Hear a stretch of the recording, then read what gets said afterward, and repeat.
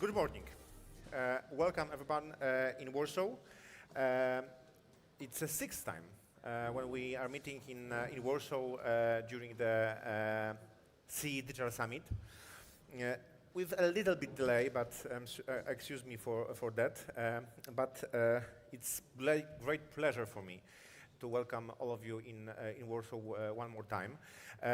This year is absolutely specific year because it's not only our digital summit, but as well 20th anniversary of Digital Poland Association. So for me, for our members, it's a really special day. First of all, I would like to welcome our special guests. Of course, all of you are our special guests, but two of you is our absolutely special. First of all, Mr. Jan Kawalirek, Deputy Minister of Industry and Trade in Czechia. Welcome.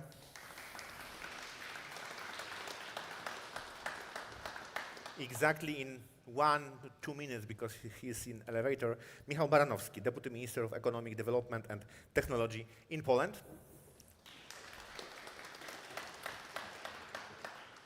But of course, the most important guest is our guest from whole CEE region.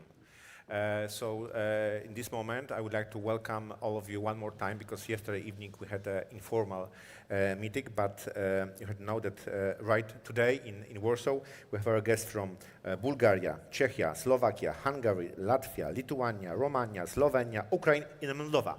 Big applause. Of course, mentally with us, our friends from Croatia and Estonia. Of course, Estonia is a specific day because they have their own digital summit in Tallinn, but for sure with their thoughts are with us. Welcome, Mr. Baranowski. Exactly in that moment. Great. This year, our main topic, main idea during the summit is digital decade and where are we with this challenge in Europe. We are exactly in the middle of this decade, and we'll try during our discussion sessions, during networking, find the answer where are we and what to do to speed up this process of digitalization of Europe, what to do to speed up this process of effectiveness, building competitiveness in Europe based on digital technology, how to use this opportunity by our regional companies to become a real digital star for Europe, maybe for whole world. What to do to create in Europe as a global partner for US, for Japan, for China, for India, not only a client on the global market. And of course, it's my favorite word, over-regulation in Europe. That's for sure. This will be one of the most popular words during our discussion today. But of course, that's great that in Europe right now we have a process of simplification of law. That's great, but have to speed up this process. Right now we are waiting for the final proposal from the European Commission about omnibus, digital omnibus. I hope that these proposals will be exactly in the line of opinion of our industry regarding to the most important, the biggest challenges ahead our industry. So we must deliver on the simplification, implementation, and stimulation prospects. For sure, without that, it will be impossible to build a very strong digital economy in Europe. We need much stronger, much deeper coordination in our region. Our summit, our coalition is one of the, in my opinion, best example what to do to build a very strong, one common voice of digital industry in Europe. Our region, as a single country, it's not so strong. Even Poland, as the biggest one, isn't so strong on the European level. But together, as a all CEE region, we have a really very strong position in Europe, and we have to use this opportunity right now as an industry, but as a government as well. So from our side, it's a great big signal for our governments, for our authorities, to build a one strong common voice on the European level of this region. We have to use different technologies which we have right now on the table, especially AI. We have, of course, AI Act and discussion about a simplification regarding to AI Act. We have open discussion, for example, a letter from our Minister of Digital Affairs about stop the clock in this area. We're waiting for final decisions what to do with implementation of AI Act in different countries. But for sure, as a region, we should focus and build a one common strategy development of this technology for this region, to build in CEE region some kind of digital hub for Europe. It's impossible. It's possible. Really, it's possible, but we have to believe that. And we have to build a deep public-private partnership in this area and use this opportunity for this region, for our companies, for our societies. But of course, not only AI. In general, we have to, as a region, be very flexible to use different new technologies for our region. Don't be afraid of new technologies. Our companies, our societies are hungry of new technologies.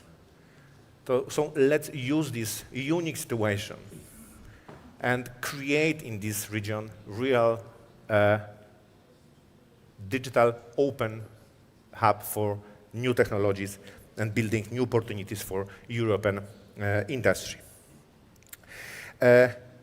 One more time, I hope that this Warsaw Summit will be one more signal for our government, for our authorities, to build a strong coalition of our countries, our governments in Brussels, to build a strong common voice of this region. Because only speaking one voice will be able to build in this region very strong digital industry to support our companies from this region in process of building a new digital services, new digital products. Only building and speaking one voice will be able to create new regulations which will be ready for challenges of new years. So I deeply believe that based on our last 5 meetings, that every year we are closer to this feeling that we are one body as a CEE region. So it's a really great honor for me to welcome all of you in Warsaw one more time, especially our NTAs.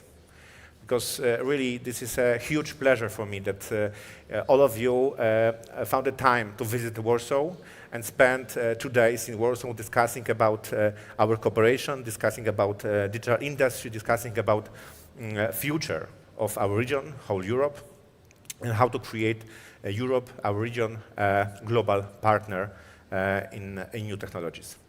But as well, during this day, we will discuss not only about technology, not only about industry, but as well about our societies, how to prepare our societies for new technologies, how to prepare our citizens for digital transformation. So I hope that after this day, we'll be able to find maybe not all answers, but few answers on the crucial questions. Before our event, we had a breakfast, and Igor said that we have much more questions than answers. Probably after this day will be the same situation, that the numbers of questions will be still growing. But I hope that we will be a little bit closer to some answers on these questions. So one more time, thank you very much for being in Warsaw. I hope that our discussions, panel discussions, and networking discussions will be very fruitful for us. Now I would like to invite on stage my colleague, who will be moderator of our next panel discussion.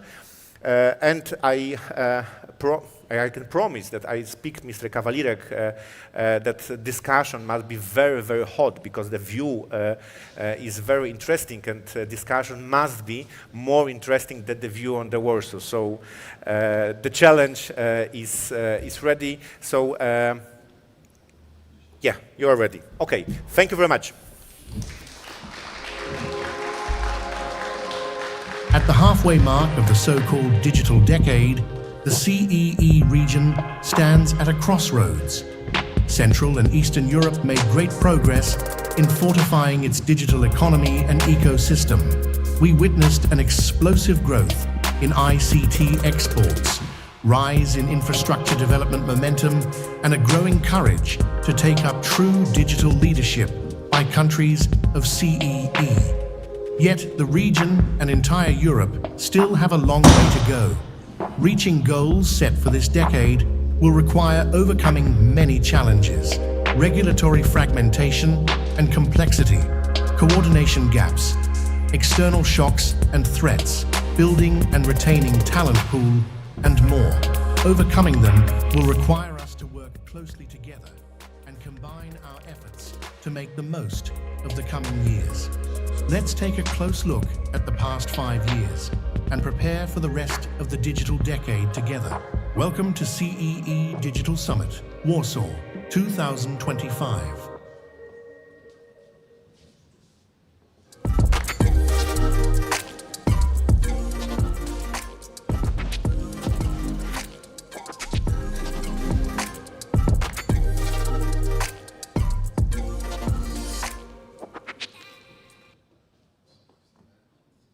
How does the EU regulatory agenda affect the region's ability to innovate and grow its digital economy? Do CEE member states make the effort to shape the European ecosystem in a way complementing the region's strengths and allowing CEE to advance? Let's discuss the emerging new European approach to legislation, innovation, and market stimulation.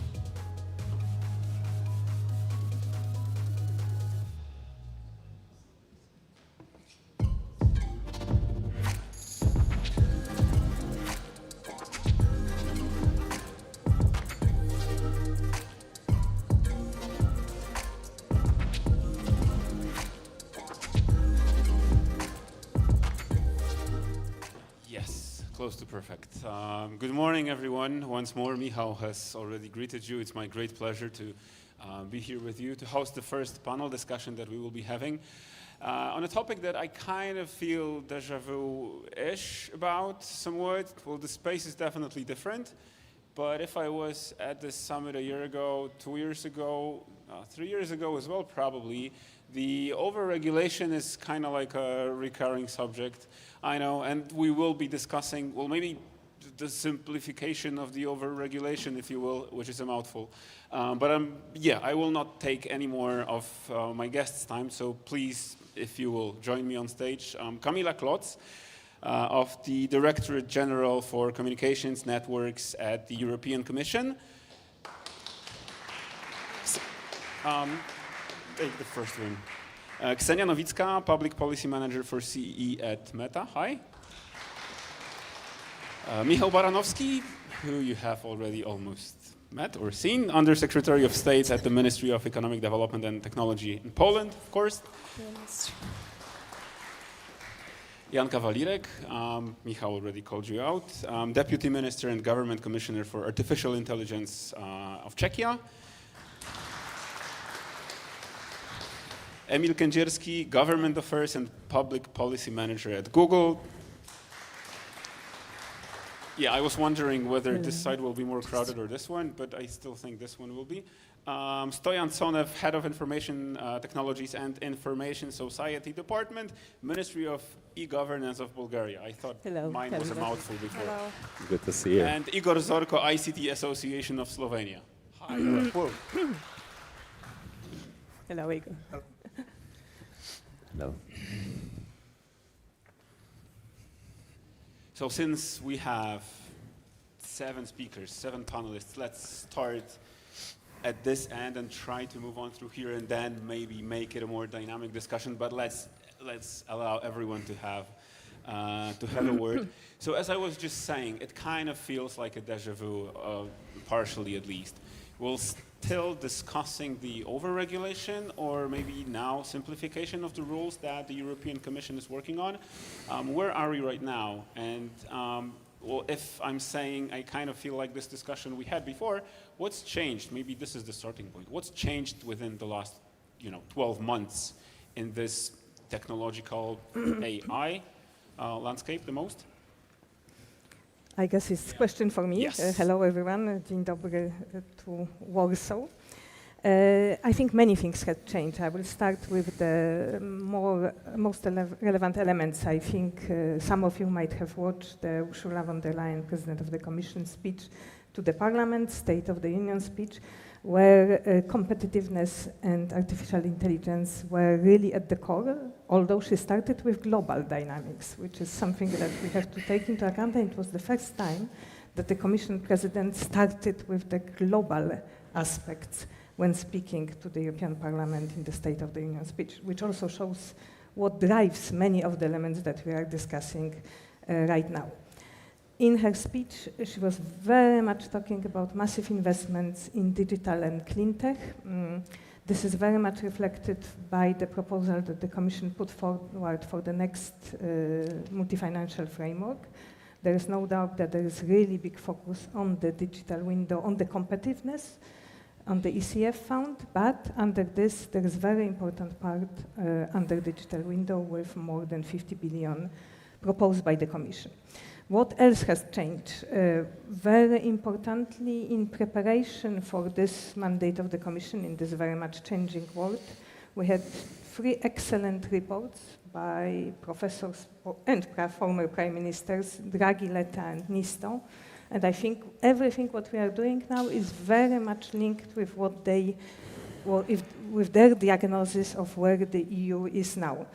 Professor Draghi was very much focusing on the competitiveness, and this is absolute necessity under the current circumstances. Former Prime Minister Nisto was focusing on preparedness and security.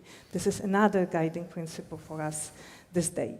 And last but not least, Professor Letta was focusing on single market, and this is what we are still lacking in many areas, specifically in telecoms, energy, capital markets, and this is what keeps us united. This is what would be the basis for our competitiveness.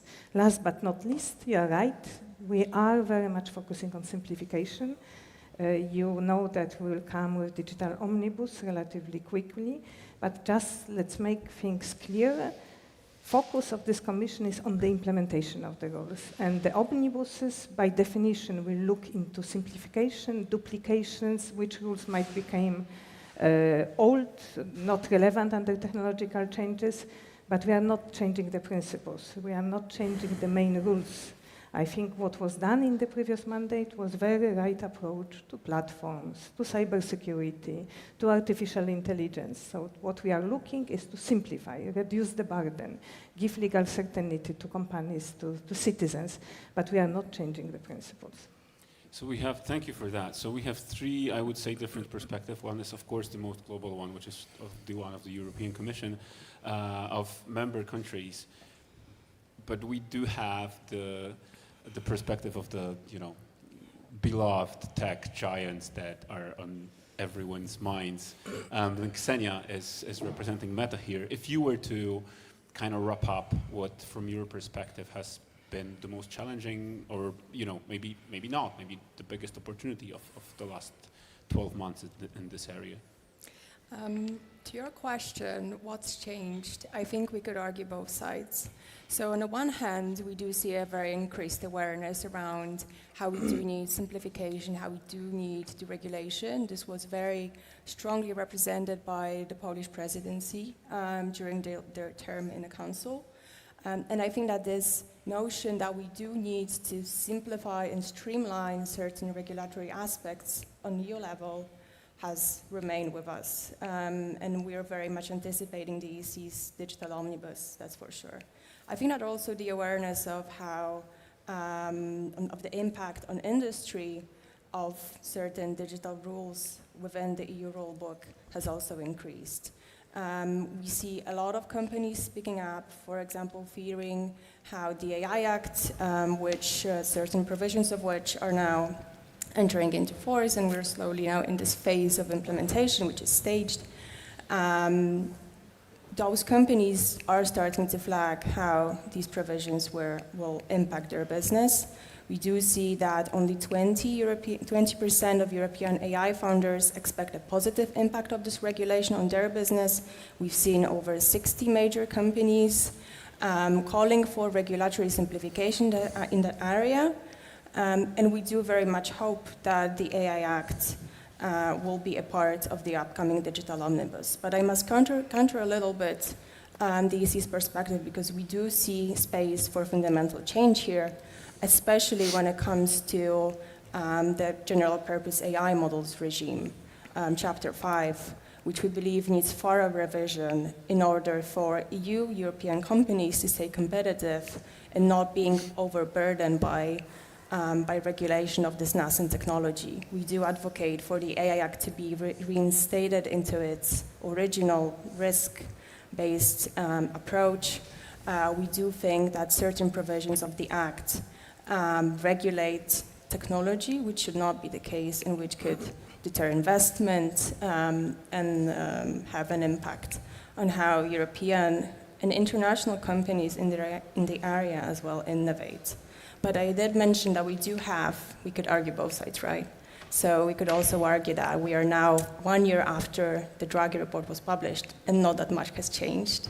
So we do hope that this will be reversed soon. If you're saying not much has changed, and you called out the AI Act, I was thinking, and this is directed to Minister Baranowski, AI Act is one, but it needs implementation in the member countries, and this is not really happening. So would you say that not much has changed to what Ksenia mentioned? Because, well, it's an act, but we do not have still the country legislation to effectively use it. First of all, it's wonderful to be here. Congratulations to the organizers. I know that we have our heads in the cloud, but I hope we have concrete solutions besides admiring the challenges. But I am going to start with the challenges and refer a little bit back, because you asked if not much has changed. So I had a pleasure to actually join conversation about Draghi report with Professor Draghi and President von der Leyen. I think it was about 3 weeks ago or so in Brussels. And the bottom line of that conversation is that we have made a number of steps forward, but the reality moved even faster. And our competitors, both from across the one ocean on the Atlantic side, from China and others, have moved even faster. So we were behind a year ago. We moved forward. We are a little bit further behind than we were a year ago, because the reality is changing. So this is something that applies to digital markets as much as to our competitors writ large. The urgency and speed up is critical, and that's partially what European Competitiveness Fund is aiming to address, but that's of course part of it. Second aspect is also was mentioned, simplification and deregulation. And in Poland, we like to say a little bit more deregulation, because we think that this is first of all something that is better understood by citizens, by businesses, and it was absolutely a priority for the presidency, and fortunately it really caught on. There is no question that this is a theme that the Danes are continuing and will be with us for many, many years to come. And again, we are pushed by the reality of our competitors. It is where Europe is good is on the initial stages. We have problems with scaling up of our companies. We have lots of good research. I have statistics here showing me that 30% of AI researchers per capita are from here. But the problem, 80% of European scale-ups are moving to the US. And the challenges in this market are similar to others as well. And the number one problem that we are seeing is fragmentation of the market. So the main thing that we really need to work on, besides specific regulation that you ask, which I nicely circumvented, is completing the single market that is equivalent of 120% tariffs internally on goods and over 40% on services. I loved when you said about how we are, we cannot keep up with the US, with China. Because I remembered I had a friend once back in the years when I was running, and he was always a bit faster. And whenever I was able to catch up, turned out that the next season he was even faster, and I could never keep up with him. We can keep up, but exactly, they are running faster. And so that's my question to Minister Kawalirek, are we this me, and we have this friend, or not necessarily a friend in other continents, and when we think we're getting better, turns out that we did not improve that fast as them. Are we not good at keeping up? Well, we have to try to keep up, of course. We have to try to close the gap. I would like to follow up on what Camilla said at the beginning of our discussion. I also think that a lot of has changed, and you already mentioned the speech from President von der Leyen. And if we listen to the speech, we really can hear the words like competitiveness, like investing in digital economy, like AI, quite many times through the whole speech. I think that it is the interesting start, if we want to move forward.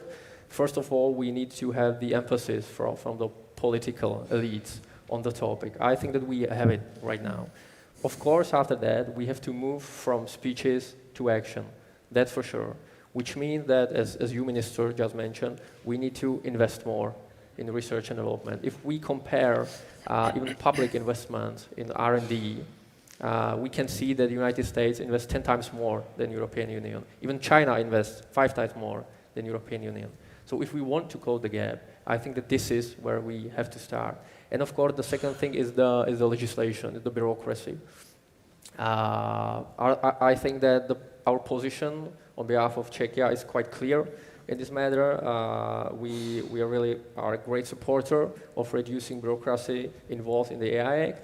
But once again, I agree with Camilla, the perspective in the AI Act in general, I think is a good thing because it's a tool how we can strengthen the internal market that we share together. And this is a good thing, I believe. So if we are talking about the risk-based approach, if we are talking about Article 5 regarding the prohibited AI systems, for example, of course, we don't want that. We don't want to have manipulative AI, social scoring, these things. But when we are talking about simplification, and right now we are also preparing like a national position on that, which we would like to share with our partners. I know that you've already created a position. I read it. It's a very good job. Thank you for that. We want to be very concrete in this, So what we are trying to do right now is to address really concrete parts of the AI Act where we think that they could be simplified. For example, regarding the technical documentation, regarding narrowing down the Annex 3, which means the scope of the high-risk AI systems. So we want to be a constructive partner in this discussion, but what I think we should aim for is to reduce the administrative, documenting the bureaucracy in the AI, and it will once again boost our competitiveness. And if we combine this with maybe bigger investments, if we will be able to mobilize our capital market on pension funds to get the money in the game, then I really believe that, as the president told it, the race is not over yet. We really can be better in this field. Emil, what do you say? Because I kind of feel like a company, you represent Google, if anyone forgot. You are somewhat also, I believe, an audience for this entire race, if you will. How are you seeing this, and where is the role of companies such as Google in trying to maybe influence the regulatory landscape in Europe? Well, we're discussing Europe, but globally as well. Sure. The European regulation is very important for us because obviously it covers us and we are dedicated to comply with European regulation, but it comes at a cost, not only for our company, it comes at a cost for all European companies, but it comes also at a cost for users and consumers, because just to give you an example, users in the European Union can enjoy best models and latest models with like a 6-month or even a year delay because of regulations in the European Union. So the rest of the world can enjoy the latest models. European Union, it's postponed or delayed because of the regulatory fragmentation and yeah. But do you see the, well, you know, the regulation, at least as an idea, is there to protect the consumers of the citizens of the European Union? Do you see the ways that it's actually protecting the users and the citizens, or? Yes, of course. I think that parts of European regulation is very important, and as you said, it focuses on consumers, and this is a very important part, and we never advocated to ease in any way the European consumer protection. It's more about not to over-regulate technology development itself. For example, on AI Act, as I perceive it, the provisions which say what you cannot do with artificial intelligence are very important. As you said, misleading practices. Basically, you cannot or you should not do harm with AI. This is absolutely obvious. The problem is with the other part of AI Act, the one which regulates the technology development itself. That's the problem. Because for some reason, I believe European Union was afraid at some point that it's moving so fast that you have to stop or actually somehow to curb the technology development, and it never ends well. You should regulate, we should act when it comes to consumer, the protection and prevent their harm, but not regulate technology itself. And I don't know how much time we will have, but I wanted to, not much, but I wanted to say thank you. Usually you do it at the end, but because of the time. Thank you to Director Camila as European Commission for realizing and acknowledging that European Union needs simplification. I have to admit it took a while, discussions to reach the consensus that this is necessary, but we are finally there. Thank you for Minister Cavalieri, because I believe you were the first one to shout out to stop the clock on AI. It was bold and responsible, and it was well heard on European level. And Polish presidency as well, because Mr. Baranowski was a big part of Polish presidency team. And at the very end, there was a report summing up the simplification, and Polish presidency ignited, from my perspective at least, the discussion about the AI. But so really thank you for that, but we have to move forward, so that's an obvious. The Draghi report has not been implemented yet. And I think we need 2 or 3 things. First of all, we have to focus on implementation of existing rules, because during the previous mandate of the European Commission there were loads of digital regulation adopted, and now member states, companies are struggling to digest those regulations. Most of member states are lagging behind on implementation. The deadlines are being crossed, so there is a vast amount of regulation still to be implemented, executed, enforced, translated, and so on and so forth. So first of all, focus on the existing regulation.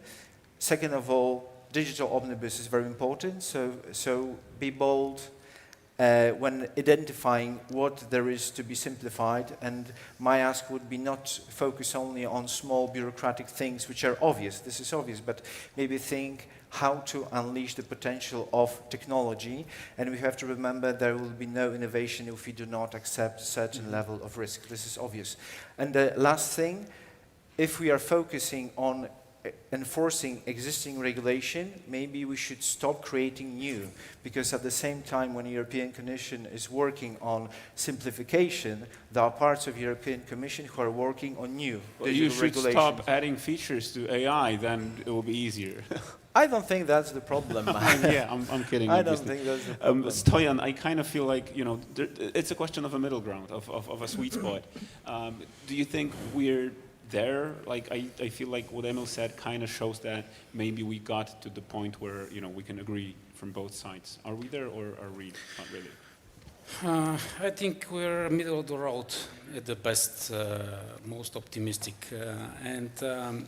Mr. Baranowski said something very important. I would like to take the opportunity to follow on that. What I think is good that we are actually on European level, we are realizing in recent years that we cannot have as aim and as purpose simply to catch up with China and the USA. This cannot be our purpose. Our purpose should be something completely different. We have to imagine where we want to be at for example, 2030. And the purpose is not well enough formulated. We want to be closer to China or to the USA. This is not a purpose. This is not a name. We have to have specific targets as to what our societies want to be, where they strive to be, and what kind of society we want to be. A digital society, of course, develop, etc., etc. One more thing I would like to add. I'm really thankful for the Polish hospitality and our Polish hosts here, and for the leadership of Poland for this format of Central and Eastern Europe, because looking at the view here, I think it is really helpful for us in this format to not be lost in the fog of European regulation. What my colleague here said, I can support him on that. We are still overlapping one regulation over the other, one directive over the other, and we have to realize that, and thanks once again for the third time maybe to Poland, that we are realizing that we are not running each of us on his own track, national track, but we're on the same boat here. So we are stronger together in this format, and I think the earlier discussions, and I'm sure that the next ones will be even more precise in this, that we have something very good ahead of us. Igor, you were super patient. I'm not even going to ask a question because I can see you had so many thoughts written down. Just go. Like, what are these? Yeah, thank you. Okay, I'm coming from other side, so from the companies on both sides. So IT companies who provide services. At the same time, I'm Vice President of Chamber of Commerce, so I have to represent also the user part of mostly SMEs because I'm responsible for that. And we have to understand that every change in the Brussels come to the local environment in 2 to 4 or 5 years. So every change and every promise, we don't, how to say, on this lower level, usable level, we don't see it very quickly. So we always wait how it will result in a year, 2, 3, 4, 5, and we cannot innovate in this time because we don't know what will be the result. And we are waiting then and only doing the services which we understand they are compliant in the future. And I think the biggest problem is not how the system will change of implementation these rules, but how predictable they are. And the biggest problem is predictability of the rules and interoperability of all the rules. I just written down for example, for services for invoicing, there is VIDA, DORA, NIS2, EIDAS2, IACT, GDPR, registers. So you have so many different regulations just to send an invoice to the person. And how you can implement. If you are Google or Meta or whatever in the world, you can check it in other markets. And then you can do some kind of solution and then implement it locally when the regulation will come. Small companies or companies from Europe cannot do it. We don't have a sandbox for that. We have to do it when the regulation comes. So we are moving from regulation to regulation. So mandatory invoicing, first country, second country, third country. And it's not common market, so you have to do it for Poland, Slovenia, France, Croatia, Serbia. It's not just the EU, it's also the countries who do the supply chain stuff. And we have to do it one and one and one and one because the regulation is different, because the compliance is different, certifications is different. Everything is different. I might have said in the beginning that I was feeling kind of a déjà vu. No, now I am. Like, this is a thing that like everyone has been saying for, I don't know, and maybe, since forever. maybe just to end this, I think it's very important to check the regulation by the goals of the regulation. This is the most important, not what's written in the regulation, but what will be the result of the regulation, because the people are reading, are trying to understand, and if you present them the goals, they will try to understand it. It's too complex. It's very important that SMEs are one person. He's the trash man, the manager, the compliance manager, the finance manager, everything in one person. He has to have the time to read also the regulation, to understand the regulation. And it has to be simplified. Maybe the last one, we like the regulation, IT companies, because they push the economy to use the digital solutions. This is good, because if you say it's mandatory to use e-invoicing, everybody will use it. So how to balance this mandatory implementation of IT solutions of digitalization on one part, and on the other part how to push the companies to do the better solutions, digital solutions. I think this is the balance we have to make. Sorry. That's great, and you actually, both you, Igor and Stoyan, asked questions that I think we could try and answer, though it takes, especially the one that Stoyan asked, I will go back to it, it takes some boldness to actually try and answer it. But before we do, you mentioned SMEs, and I would probably agree, though Emil and Ksenia know better, that these sorts of companies can figure the things out. Like, you know, you're global. You have the potential to actually be able to operate in virtually any market. But what could the tech giants or the public sector do for the SMEs that Igor mentioned? Like, is there space to help them out in any way, or maybe simplification in specific cases is somewhat of a way to go? Whoever feels they have an answer to this question. Emil. I think that it should be considered in a digital omnibus, because when we are talking about simplification, I think that this should be a part that really should be put under the microscope, to how we can streamline the process for our SMEs that we have in European Union, because I think that you put it right, it's much more costly for them, like generally speaking, it's much more costly for them, and it's even a matter of AI adoption. For example, if we will look at the statistics, of course, big companies can easily adopt AI systems in the manufacturing and production processes, anything. So I think that we should be focused on them. And for example, if I will talk for a while from the Czech perspective regarding our national law, we have just drafted it like a week ago. Right now it's in an interministerial review, and there are plenty of advantages for small and medium enterprises. And of course, one of the most important ones is the sandbox, of course, because we as a Ministry of Industry and Trade will finance the approach to sandbox for SMEs, for example, to help them with the regulatory burden, to help them navigate to launch the product on the market. Okay. Can I just jump in? Sorry. Or maybe, how about Google first? Let's start with Okay. Let's vote. Okay, that's good.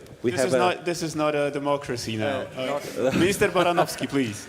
It's good that we are having good discussion and a little bit of time to go. Full agreement here with the minister. Two other things. One is on pain. I hear it all the time from SMEs and bigger companies, how their R&D department and their regulatory compliance department are becoming the same size. We can't afford that.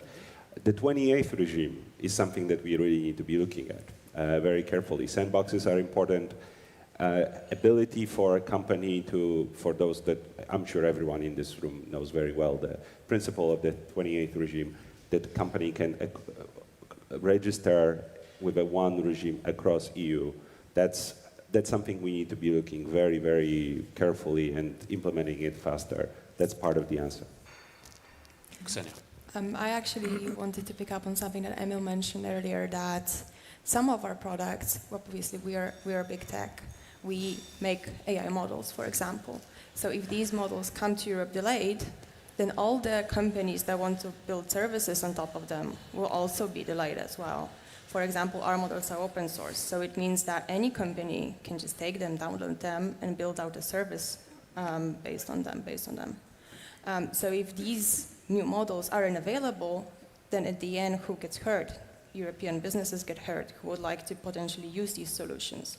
So that's one, I think, that it's not that we will manage and there is something entirely else that has to be done for these smaller players, because our interests kind of go in a similar direction, the same direction. But I think that there is also, for example, the issue of governance, right? We now have 270 plus digital regulators in Europe. Imagine being a small business trying to scale up, right?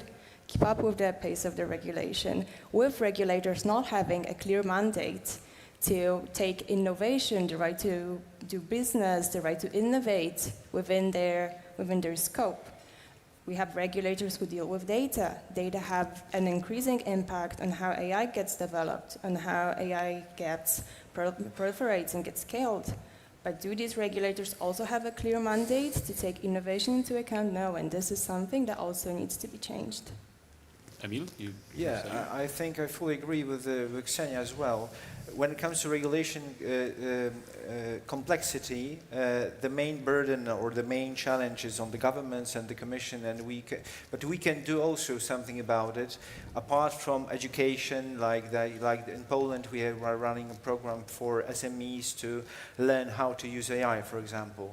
But there is a bigger thing, because I think that we can use our platforms and business services to help small companies to scale up. How come? Because when we build a service, a platform like cloud platform, AI platform, Google Maps, anything else, it has to comply with all the regulations within the European Union, with all the 27 regimes and so on. So if there is a company which wants to exist in an online environment, it can do on its own, or it can use services provided by big providers and be confident that when using those services, like cloud services, they are in compliance with all the regulations there are in the European market.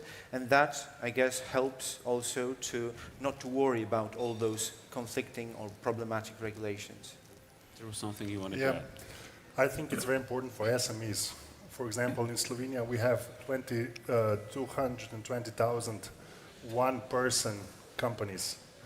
And we have to understand that regulation should be more rules, like how to drive a car, how the street science works. So we need first the rules and the standards, and then the regulation who support these rules and standards. We first put in the regulation, and then we define the rules and standards.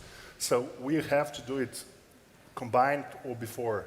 So to know how to manage road in Poland or in Slovenia, I know that. I don't read the regulation for the driving in every state. So we need rules for small. They don't read the regulation. One would say... You don't need to. This is the first one. And the second one, we don't need tenders. We need programs. If you have the tender to support SMEs, for example, who is published in May and will last 1 year, what next? What after 1 year? Then we 3 years don't have the support mechanism for SMEs. We need national and European programs which can be used by SMEs in whatever time they need it, not to prepare for tender. You know how it looks like? 100,000 companies apply for 2 million euros for vouchers or whatever on one day when the tender is, and then 3 years nothing. When again? And in these 3 years, nobody is touching digitalization because they are waiting for support, because it's just for the future. So you cannot use the money for past acts for AI implementation different. So we need, in Europe, we need programs, we need some push programs which can be open the whole time, can be small, it doesn't matter, just be opened, not be based on tendering. This is the biggest problem for SMEs. Maybe it's just me, Just I kind of felt like Igor was very much looking at you, Camila, when he was Yes, saying Yeah, it. but just because we are on the other side, so Okay. sorry. No, thank you very much, Igor. I noted many things, and I'm in fact very happy that you are here in this panel because you represent the small and medium enterprises from the EU. And although I'm super happy to hear from big American companies, and in particular that they plan to be compliant with our rules, I really would like to say that we are very much looking into small and medium enterprises when we try to simplify the rules. So that's our focus, and European companies. Maybe a few things to comment, because I also noted that you mentioned delays. I also want to raise one thing to your attention. Delays in the implementation of legislation are very often because of the way they are implemented in the member states. I have example of very close to what I am doing, so basic the electronic communications code, that took in some member states up to 2024 to be implemented, and we decided these rules in 2018. So that's really, really a problem, and I don't think it gives a regulatory stability and long-term perspective to the businesses. The second thing, which also came very much from the discussion, is fragmentation. This is really what we want to tackle. There is a lot of golden plating in the member states, not necessary golden plating. The 28 regime is one of the examples, how we plan to look into it. But there are also other elements that we can try to establish to make sure that we reduce the barriers, that really the companies can develop across the EU, register in one country but working automatically in the other countries, and we are doing it in different authorization regimes also, for example, for telecoms currently. Simplification. Just to say once more, we developed the digital rule books during the last mandate. These rule books will stay in terms of main objectives and rules, because these are important objectives and rules. What my Executive Vice President Virkkunen was saying, now it's time to look into enforcement of these rules. That's the most important, and clear and consistent enforcement across the borders. What we are doing with simplification package is stress testing these rules. So we basically look if there are any overlaps, if everything is technology ready, if some things might be overdue. And we look also at the rules that had been already decided long time ago. So we are not, if we will legislate under this mandate in digital field, it would be mostly either in the areas that really require this, which is cloud and AI, and I think nobody has doubts that we need to do something about cloud. In the rules that are already backing from 10 years, like for example regarding telecoms, but we are not planning to legislate on anything else. We plan to simplify. And Omnibus would be exactly doing this. One very important thing with Digital Omnibus, where everybody is invited still to contribute because we opened the consultation until mid-October, we'll focus on data, cyber, and artificial intelligence. And I think it's clear to everyone what we are planning to do. But we'll also open digital fitness check, which would allow us to look through entire rule book. Because one thing that you said, 270 regulators in digital field is probably not the way to go forward in the long term.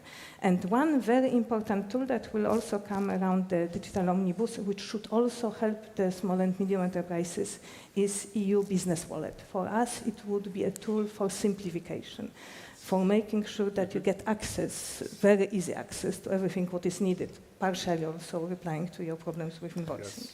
So that's a bit our package that we want to offer to you. Jan, before I give the voice to you, I said Stoyan asked a very important question, which was, where are we in 2030?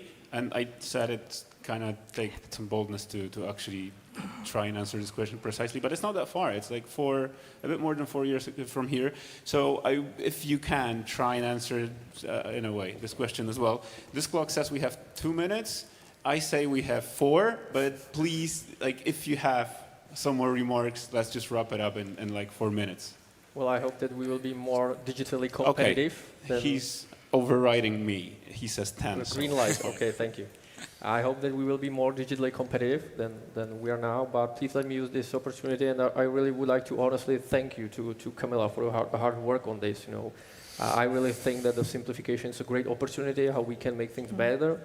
Regarding the postponement, I think it is inevitable. I think it's necessary to postpone the deadlines because from my personal perspective, but from also many discussions with our European companies, I think that the plan was maybe too bit ambitious from the beginning, you know, regarding the timeline when we will be able to get ourselves prepared for such a complex new regulation. And I think it was just yesterday when Commission presented that the guidelines and some of the harmonized standards will be ready in the third quarter of next year, which means that what we think and what we will also submit into the call for evidence, thank you also for this one, is that we think that we need plus 12 months after we will have the harmonized standards to give the market enough space, enough time to get prepared for the legislation. And one more quick remark regarding the transatlantic collaboration. It's a hot topic right now, of course. I think that this kind of collaboration is very important for both sides, US and Europe. But, and I would like to point this out, we have to collaborate as equals, as partners. This is very important for us. Then it could be mutually beneficial, even for European citizens. Because what you mentioned, it is like horrifying for me to listen to this. But I've heard it many times in past months that not just US companies, but also European companies, when they are considering launching new product on the market, they will put it in the US market, Asia market, South America market before our EU market. And I think that this is not the outcome that we want. This is not the outcome we are calling for our European citizen, you know. So this is the reason why we need the simplification of the rules. But of course, on the other hand, this transatlantic cooperation, it doesn't mean that we should refuse on our own infrastructure. And the last sentence, and this is the reason why we are so a big supporter of AI gigafactories, AI factories, and these very important infrastructure projects. So I'm wondering, thinking of 2030, how much we should be worried if I ask Ksenia or Emil where you guys and your companies are in 2030, how much will be different? And, you know, people are kind of afraid of what you can come up with, I guess. You know, from my perspective, it's very difficult to foresee what's going to happen in 6 months, you know, not mentioning 1 year. When I observe the models which are being launched, you know, this is a completely different world. When I was joining Google at the beginning of this year, because I joined Google at the beginning of this year, there was absolutely different environment when it comes to AI than it is now. So it's moving at such a fast pace, and I think that on one hand, there are voices that this is overhyped, this is not that important. But on the other hand, there are voices saying that we are still not there yet, that it's going to happen sometime. And I don't know how the future looks like, but I'm confident that we are capable of harnessing, you know, the power of AI, and it will be beneficial for us. This is my guess, my hope, and I will bet my money on that. Ksenia? For us, obviously the direction recently has been very strongly on AI-powered tech. Ray-Ban glasses developed hand-in-hand with a European player, Luxottica. We're very proud of that this is truly an American-Italian synergy going on here, American-European.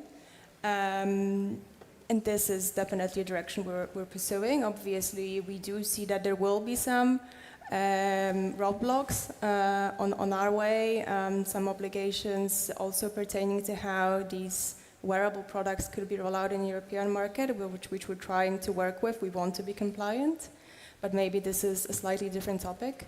I can tell you what I hope will not happen, and this comes back a bit to my point on how we should make sure that the regulation we have in Europe remains technology neutral. I hope that we will not create space for Chinese players to significantly exceed what we're doing here in the Western Hemisphere. We've seen the DeepSeek, which has baffled all of us, and how it kind of escapes the technological parameters that we've set, for example, in the AI Act, for how we classify risk AI systems, how we make a risk-based classification, mainly the flops parameter. which DeepSeek has proven to be already outdated. So I hope that this is not a direction we're heading into. And I do believe in this transatlantic cooperation, for example, what we do with Luxottica, to continue and thrive to the benefit of European companies as well.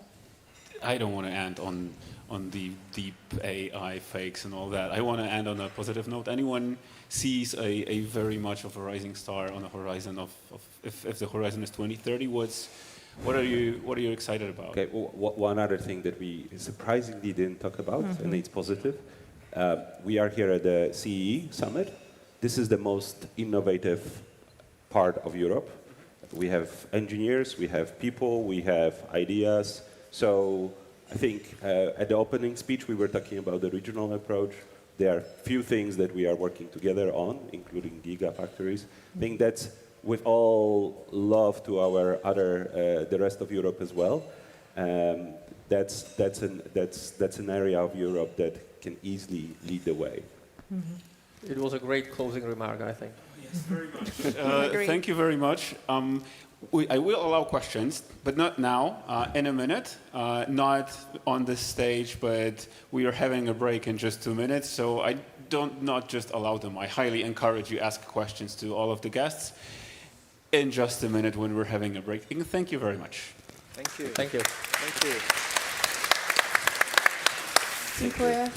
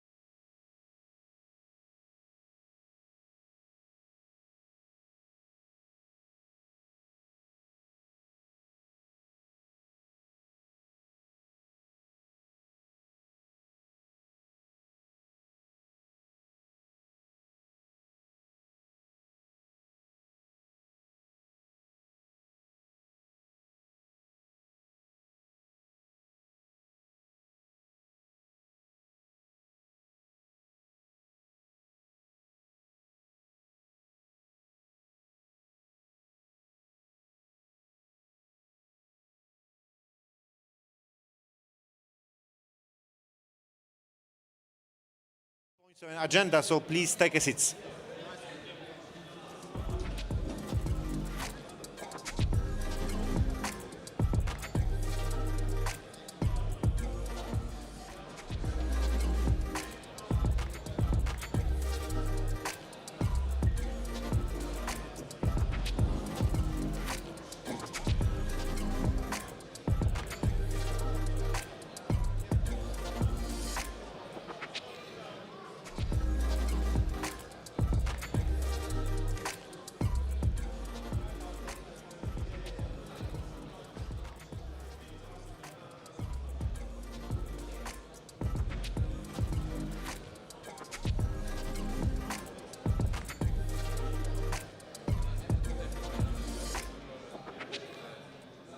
Okay.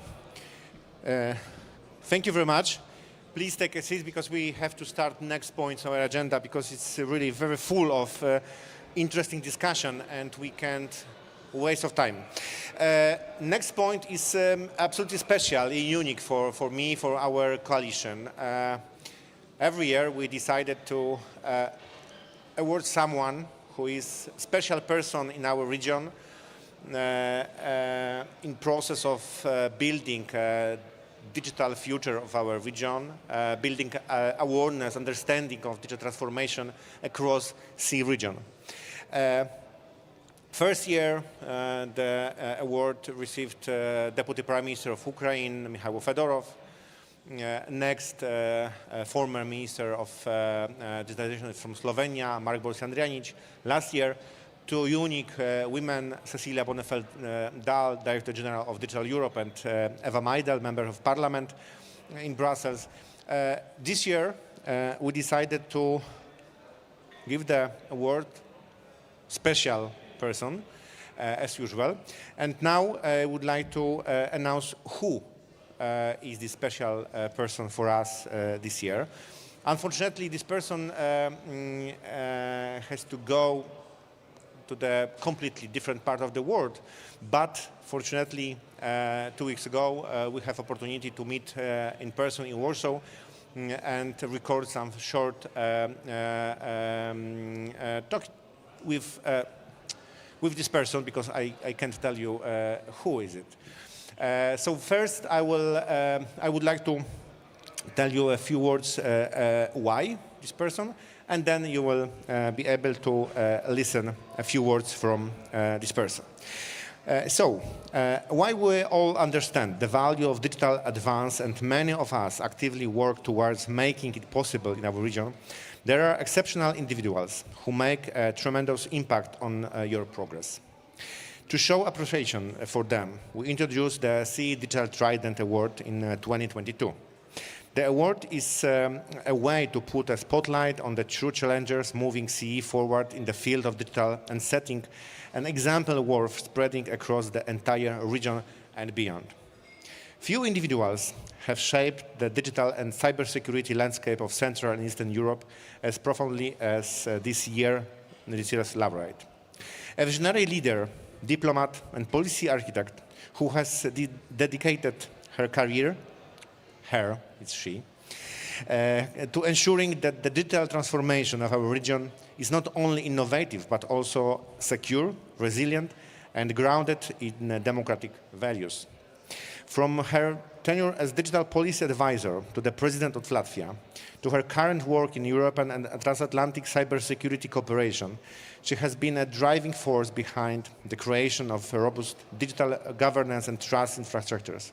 She played a key role in establishing Latvia's national cybersecurity framework, advancing regional cyber diplomacy, and strengthening the NATO Cooperative Cyber Defense Center of Excellence in Tallinn.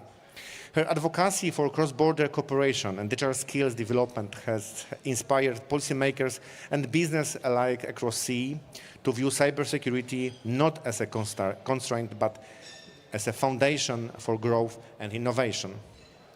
Through her relentless commitment, strategic foresight, and unifying leadership, she has helped make Central and Eastern Europe a stronger, safer, and more confident digital region. For her outstanding contribution to shaping a secure digital future for all, we are honored to present Eva Ilves with the CEE Digital Trident Award 2025. Big applause. As I mentioned, Eva couldn't be in Warsaw together today with us, but 2 weeks ago she was during the Warsaw Cybersecurity Forum, and I have the pleasure and opportunity to talk to her about this award, about the CEE region, about the future, digital future of this region. So please let me introduce the Eva Ilves.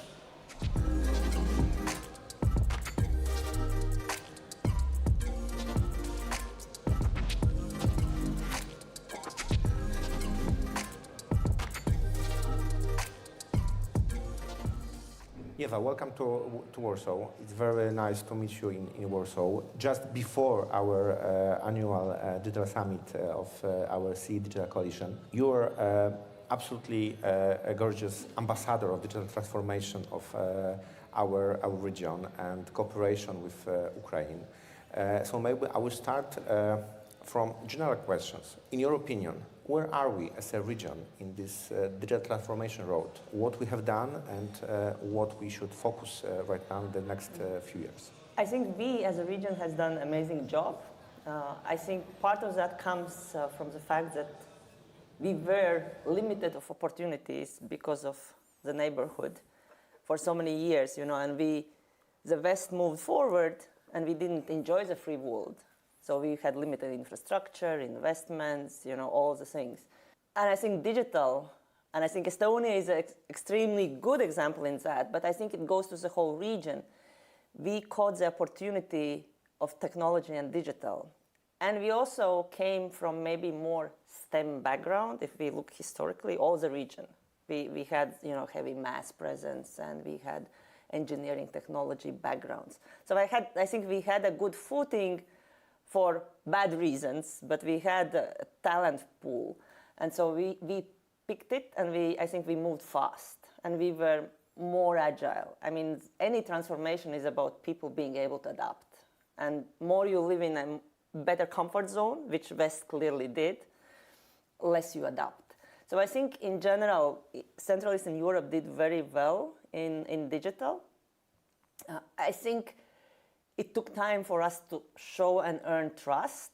I think it was difficult to be attractive comparing to Berlin, Paris, London, and we had to compete from very disadvantaged footing. But what I think accelerated is, of course, the horrible war in Ukraine, and that put our region on a spot. And I think because how Ukrainians are able to be resilient by innovation and digital, that boosted that understanding. So now we are the region on the map, and we are a region who has technological and agile people. So I think that's a good asset to have at this point. In our annual report of our coalition, we mentioned about two very important, in my opinion, numbers about our region, that we have higher numbers of young ICT companies than Western Europe. We have higher numbers of ICT employees than Western Europe per 1,000 inhabitants. So, in my opinion, and we are hungry of technology. And our economy, our small and medium-sized enterprises are hungry of technologies. But I think that we still have some mental problem to believe that yes, we can. That we can become a real digital hub for Europe, for our region. And what we should do together as a region to change these mental borders, especially in our politicians' heads, I think. Just work. I think regulations is not what's going to drive innovation. We all know that. To be honest, the only reason I see regulations to be useful is protection, if you want to protect the market. But the problem is not that Americans are big and we need to protect digital market from Americans. The problem is that we don't have a single market properly. It's not an American problem. It's our problem, right? And I think we can only break that just doing. So I take regulations, and I work a lot with governments, as you know. I kind of translate, I understand what they wanted to achieve. I like NIS2 regulation. I think it has the right things. Yeah. But if you spend 80% of your day thinking about that and then maybe some 20%, okay, let's build something. I think that's a wrong ratio. And I have no problem with regulations. There are people dedicated, they can work on that, it's okay. But I think we, especially in Central and Eastern Europe, we should focus on getting things done. Okay, I read the regulation, I understand what's the end goal. I know what they try to achieve with that regulation. I focus on how we implement that in practice, not how we tick the boxes, how we cascade down them. So I think, on a point that you said we don't believe our own success, and just have to bring us together. We really need to meet. There was a time, I think I even said to Thomas that there was a time when Baltic states traveled to Paris and London more often to Tallinn and Vilnius. So we need to change that paradigm. We need to meet more often. At the end of the day, it boils down to humans, and we need to build these things together. I saw recently that proposal on AI gigafactories. Polish are taking lead, and the regional countries are joining in. So I think that's, you become big by doing things. So I think it's just a matter of doing. So that's why we are building our coalition to build one very strong voice of our industry. Eva, last question. We are in the middle of digital decade in Europe. What, in your opinion, the most important challenges ahead for our region in the next 5 years in this decade? You mean in digital? Yeah. So what I took as observing, while helping Ukraine observing. So for me, connectivity. We tend to think it's some telecom somewhere, some operators that are going to be always there. I think connectivity is super important. We need to invest in connectivity to have it good, because AI will only demand better and better connectivity, and to protect it. I think the same goes for energy, but sort of energy is known already, kind of topic on the table, but I think connectivity is constantly lagging behind, and that also goes to the satellite communications. We have to look at Ukraine, and Poland has been investing in supporting that connectivity for Ukraine. I mean, really super grateful. I know Ukrainians who were sitting and waiting now the signatures of a new assistance, knowing that they will go out if that's not going to happen.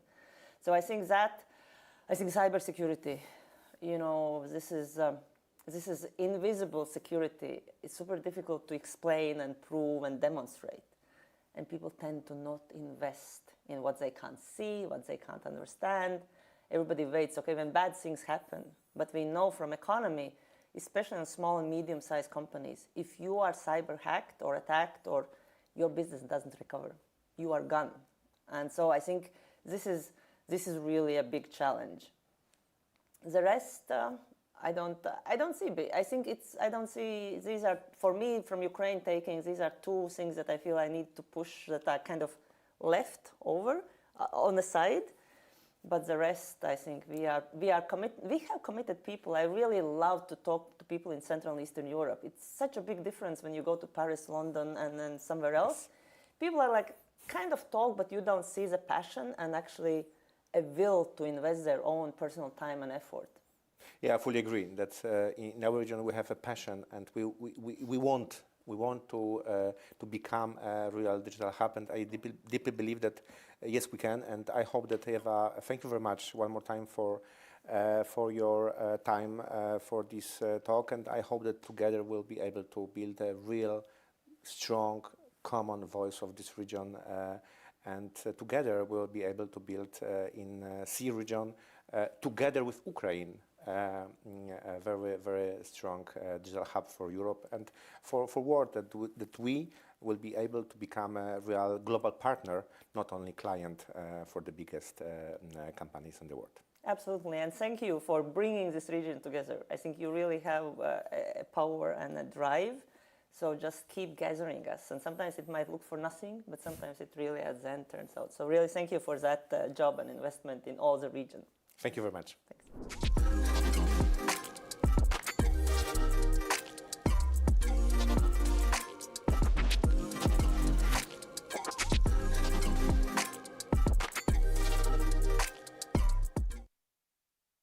Members. Okay.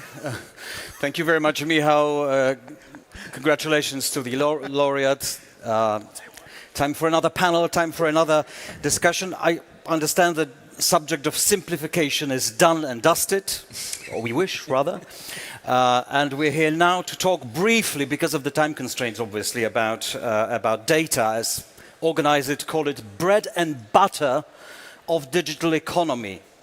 And as you probably know, bread and butter tastes fabulous, tastes wonderful, but in excess, when there's too much of it, it's actually harmful for human body.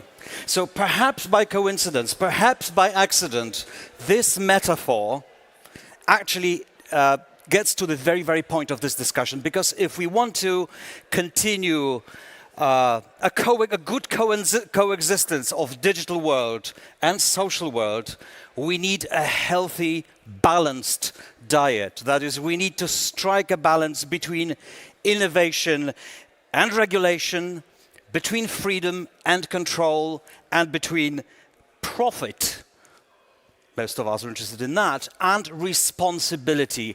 Most of us would expect it to happen. So these are not easy choices, obviously, especially as the game is going on around the world, a world that might have different values, different purposes.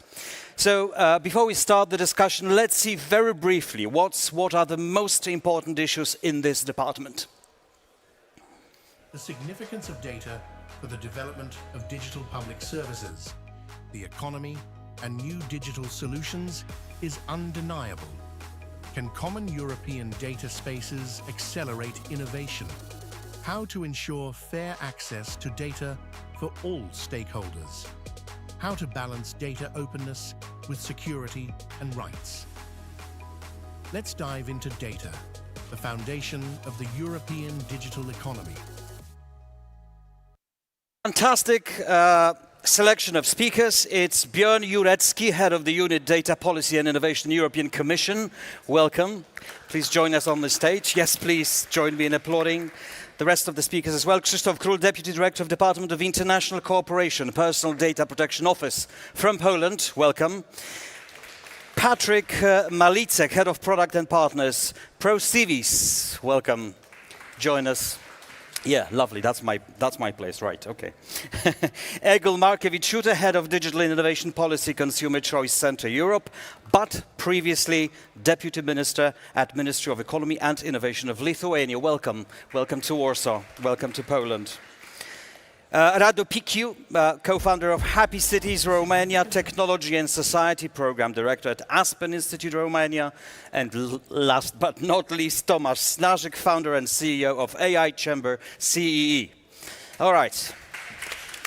Now, we've made an agreement with the organizers that it should be a lively discussion, so we agreed that the last 10 minutes we'll spend asking you for questions. So if anything comes to your mind, if you'd like to ask the questions to our speakers, then feel free to prepare. The last 10 minutes will be devoted to that. Well, so let's start. When you look at global trends, at what's happening with data accessibility, availability, protection, and so on and so forth, and then locally, when you look at Europe, in particular Central and Eastern Europe, are we on the right path to handle this very complex problem properly in terms of digital world and the future digital world? Anyone would like to start? I mean, I'm happy to start. Yeah, go on. So first of all, thanks for having me. I mean, the panel is called Bread and Butter. I'm German, that's my favorite French combination. So, I mean, plus sausage. Plus sausage, indeed. So I'm glad to be here to discuss about bread and butter, to be honest. I mean, we have discussed simplification, and sure, there's also something to discuss about simplification in the data economy and the data governance framework we've put in place. But having said that, I think we have put in place a very comprehensive framework for data and data handling in the EU. Just to mention a couple of examples here. And you're talking about regulations from Europe, regulations from separate states? Yeah, not only necessarily regulations from Europe, but also other support measures. So, I mean, we have the Data Act, for example, which will liberate a lot of IoT data that is currently held in silos and companies. We have set up common European data spaces, which support data sharing between companies, and we have also some very interesting examples or success stories rather. For example, we have the European Cancer Image Data Space, which now incorporates or will incorporate next year 60 million cancer images, which I think shows immediately the scale that only the European level can deliver, and easy to imagine, of course, all the innovation and healthcare benefits that can flow from such a data So that's what we have. That's what we Where's the space for improvement? Yeah, I mean, some of the measures we put in place are admittedly, and we discussed simplification before, maybe a bit too intrusive. So we have created data and mediation service providers with the Data Governance Act. The idea is that these are neutral data brokers that connect supply and demand. But we made that obligatory in the Data Governance Act. And now with simplification, we think we probably went one step too far. We want to liberalize that regime again and make it voluntary. So, I mean, yes, we've put in place, I think, a comprehensive framework, but there's always room for improvement, and we're listening to stakeholders. And Are you happy with that framework? We're happy that we have one framework. We're interested in cooperating closely, both with the originators of these ideas, but also with other regulators, because we see this as a requirement for open and innovative data being used. We are talking closely to, let's say, the Medical Research Agency, who is concerned with EHDS, so the medical data spaces. How will this work? And from our perspective, because you're asking, are we happy? We're happy, but we're also concerned that we need to convince all of the players about the safety, the roles that they are playing. Who's the most difficult to convince? Is it the business sector? That's not the issue. The issue is, at least in medical health spaces, the issue is convincing or easing the problems and the concerns that the medical specialists have. Hospitals, clinics, they are concerned, I have this very important data.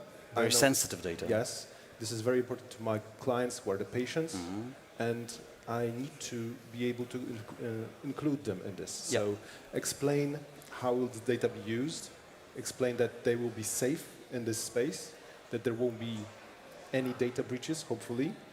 And so basically it's protection, that's your point of concern. That's our point of view, that's our concern, but there is this need to explain, if you use these tools, you should be also responsible on your side, but be also certain the other players are also taking care of their obligations. It's always straining the line when it comes to this. Okay, what's your diagnosis for a start? But for what especially? For the framework, for the reality in which we are in this topic. And if I'm happy with it, I mean, you're asking the industry basically, and the company I'm working for has built an open source system that's basically working on eIDAS 2.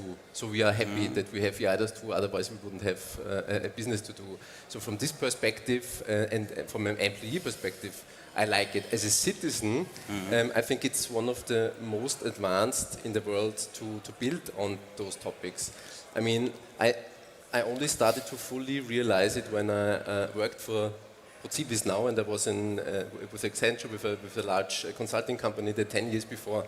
And especially the need for having a trust layer, which is not something that we had before this regulation. I'm sorry, trust? A trust layer. Okay. In basically trusted data, let's put it like this. And I'm also a child of the 80s, and I grew up with I had it before today, with the passport. And at least for me, it was always like, it kept my privacy. It was scalable, so it means it could be printed, it could go to other countries, and it was interoperable, meaning I'm from Austria, I can go to Slovakia, present it, and it gets accepted. But when I think about my smartphone being as equal as this, there's still a gut feeling that this cannot be as trustworthy as this paper document. And I think this is something that I'm not happy with. It would be socially, probably at this point, still socially unacceptable to agree that smartphone could be as reliable as this paper document. For many reasons, yes. But still, and I think it also it has a lot to do, and it was brought up already in one of the other discussions, not not by educating citizens, but by simply telling them what is the potential behind it. And I've also seen quite a few times done wrong, so it's not an easy task, basically. Sure. Yeah? So let me ask Egil, because you were in different departments in that topic. First of all, as a minister. Secondly, now as a consumer organization. Your predecessor said about consumers, about people who still don't have enough trust. What is your point of view on that particular thing? Well, we do live in a world of screaming headlines, but the picture is very mixed. Yeah.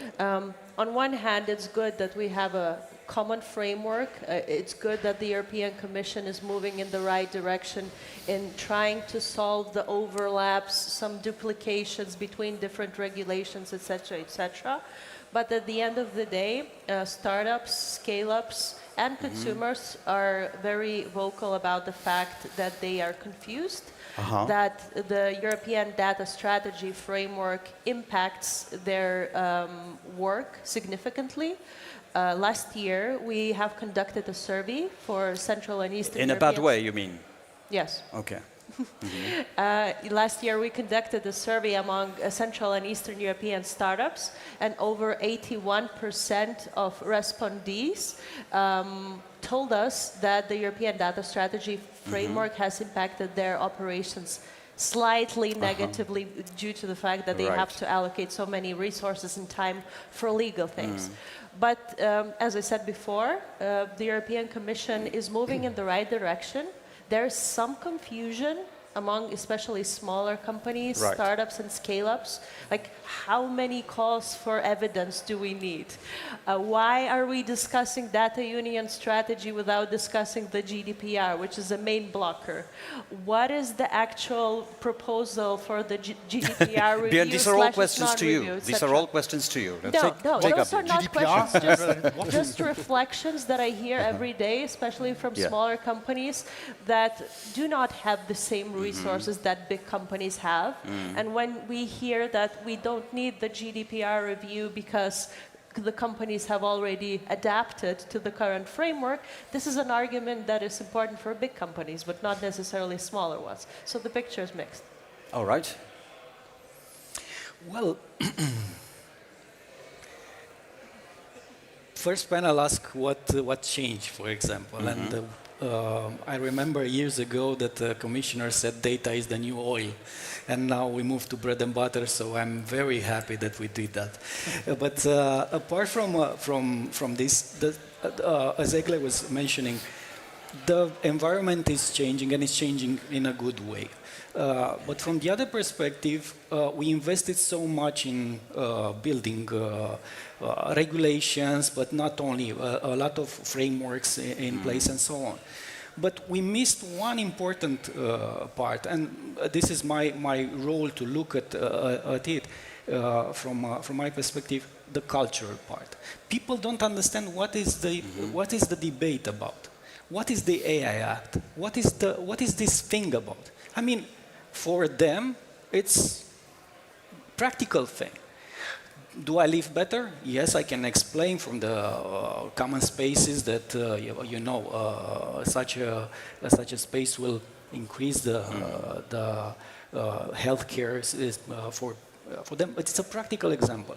So we invested very much in compliance officers, but not in storytellers. So what is the story that we build on top of the data? And that's the narrative, the story as we know today for society as a whole is absolutely number one. It's an issue number one. Exactly. So I believe a lot of effort should be put by Commission, by everybody in this. How to do it in an effective way? How, in your opinion? I believe connecting. Egle was mentioning the startups. They have a story because they invested their efforts, their minds into something that is useful for people, because otherwise you wouldn't start that. So it's how about the time to not only to trust the Commission that is doing the right thing, but also trusting the SMEs that are not the bad guys in all the cases. So you mentioned bread and butter. I see data as new flour. Okay, but you need bakers. Flour means nothing without bakers. So AI means nothing without people using AI. Yes. So how about moving to stories, not only to regulation, frameworks, spaces, and so on? So what is the story that but that would be my question to you. I mean, people are genuinely afraid of AI, of making data available. They're scared about it. Just regular, ordinary, are they not? Do you disagree? Do you? Absolutely. Okay. Absolutely. I think that, first of all, we have to answer a question, where do we want to go?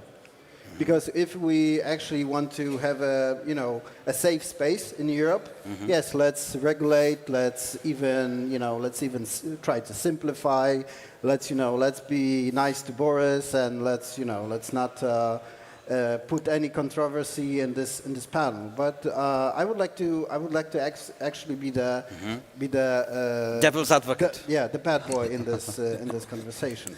So, in my opinion, if you want to actually have good language models, you need data. You just need good data. Right. It's a matter of principle that you need good data. And who has good data? Well, public authorities, public institutions. Or publishers. Publishers. Private publishers. If you actually want to have it, and that's a serious question that we have to answer. And I thought that a year ago with the Draghi report, there was this answer that we actually want to get rid of red tapes and go forward. I just want to say that the competitors of the EU, they don't play with the rules. Yeah. They just don't play with the rules. So how should we behave? Because we've got a different political culture. We've got a different social culture in Europe than they do in China, in India, and the United States. In what way should we adapt our culture to keep pace with the rest of the world? I mean, first of all, there should be a lead by example. So the Commission, the Council of Europe, the local governments, and the local municipalities, they should lead by example. So they should actually say, if you want to do this or that, language model, or if you want to have this company run by data, it's available.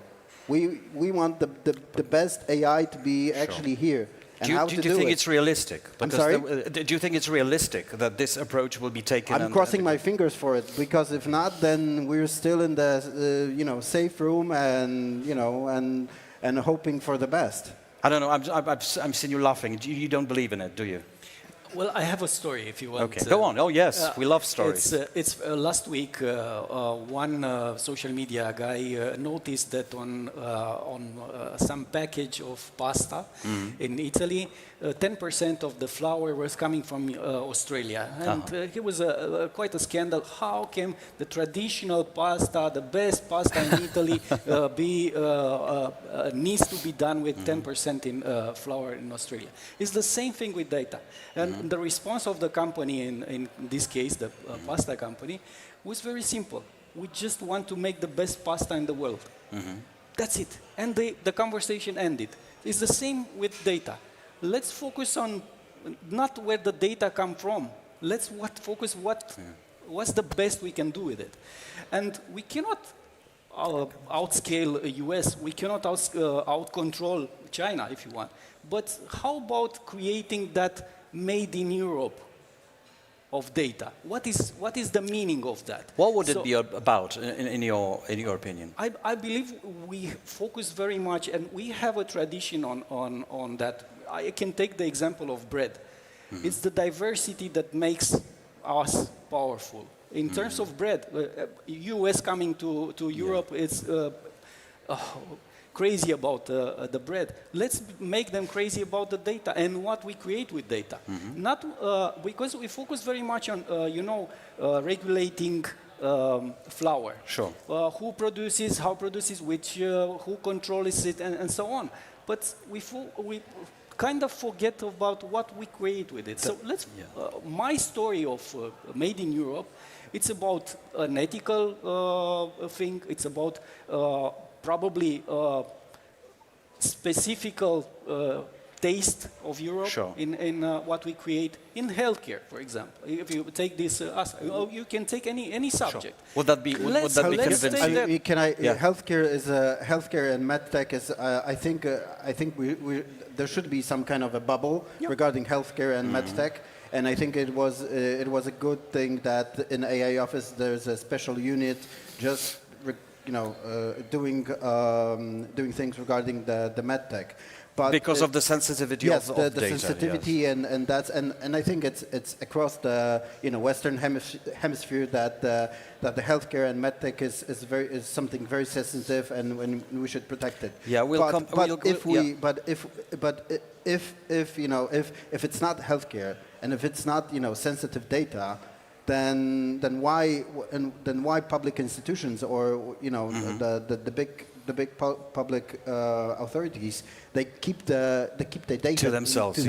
Why? What sense of ownership? Okay, Bjorn. I'm not sure I would contradict you there because we have quite a comprehensive regulatory framework in place for public sector data, the Open Data Directive, through which we mandate public sector authorities to make data available for free in machine-readable format, dynamically updated in 6 categories, like geospatial data, meteorological data, company registers. Healthcare is then a separate sector. And we're actually looking at ways now with the upcoming data unit strategy to expand that to other areas like administrative and legal data. So we're doing something there. But I really like your example of what you said that the public sector should set an example. And this applies to the European institutions as well. We already have, for example, all the European laws available in all languages. That's a great resource for legal tech, for example. But what about all the interpretation data that we have with all bizarre language combinations, Lithuanian to Greek or whatever? The European Parliament and also in the Commission, we have that kind of data. Of course, there are, privacy concerns, I understand that, but we could probably also take another step as European institutions there, I think.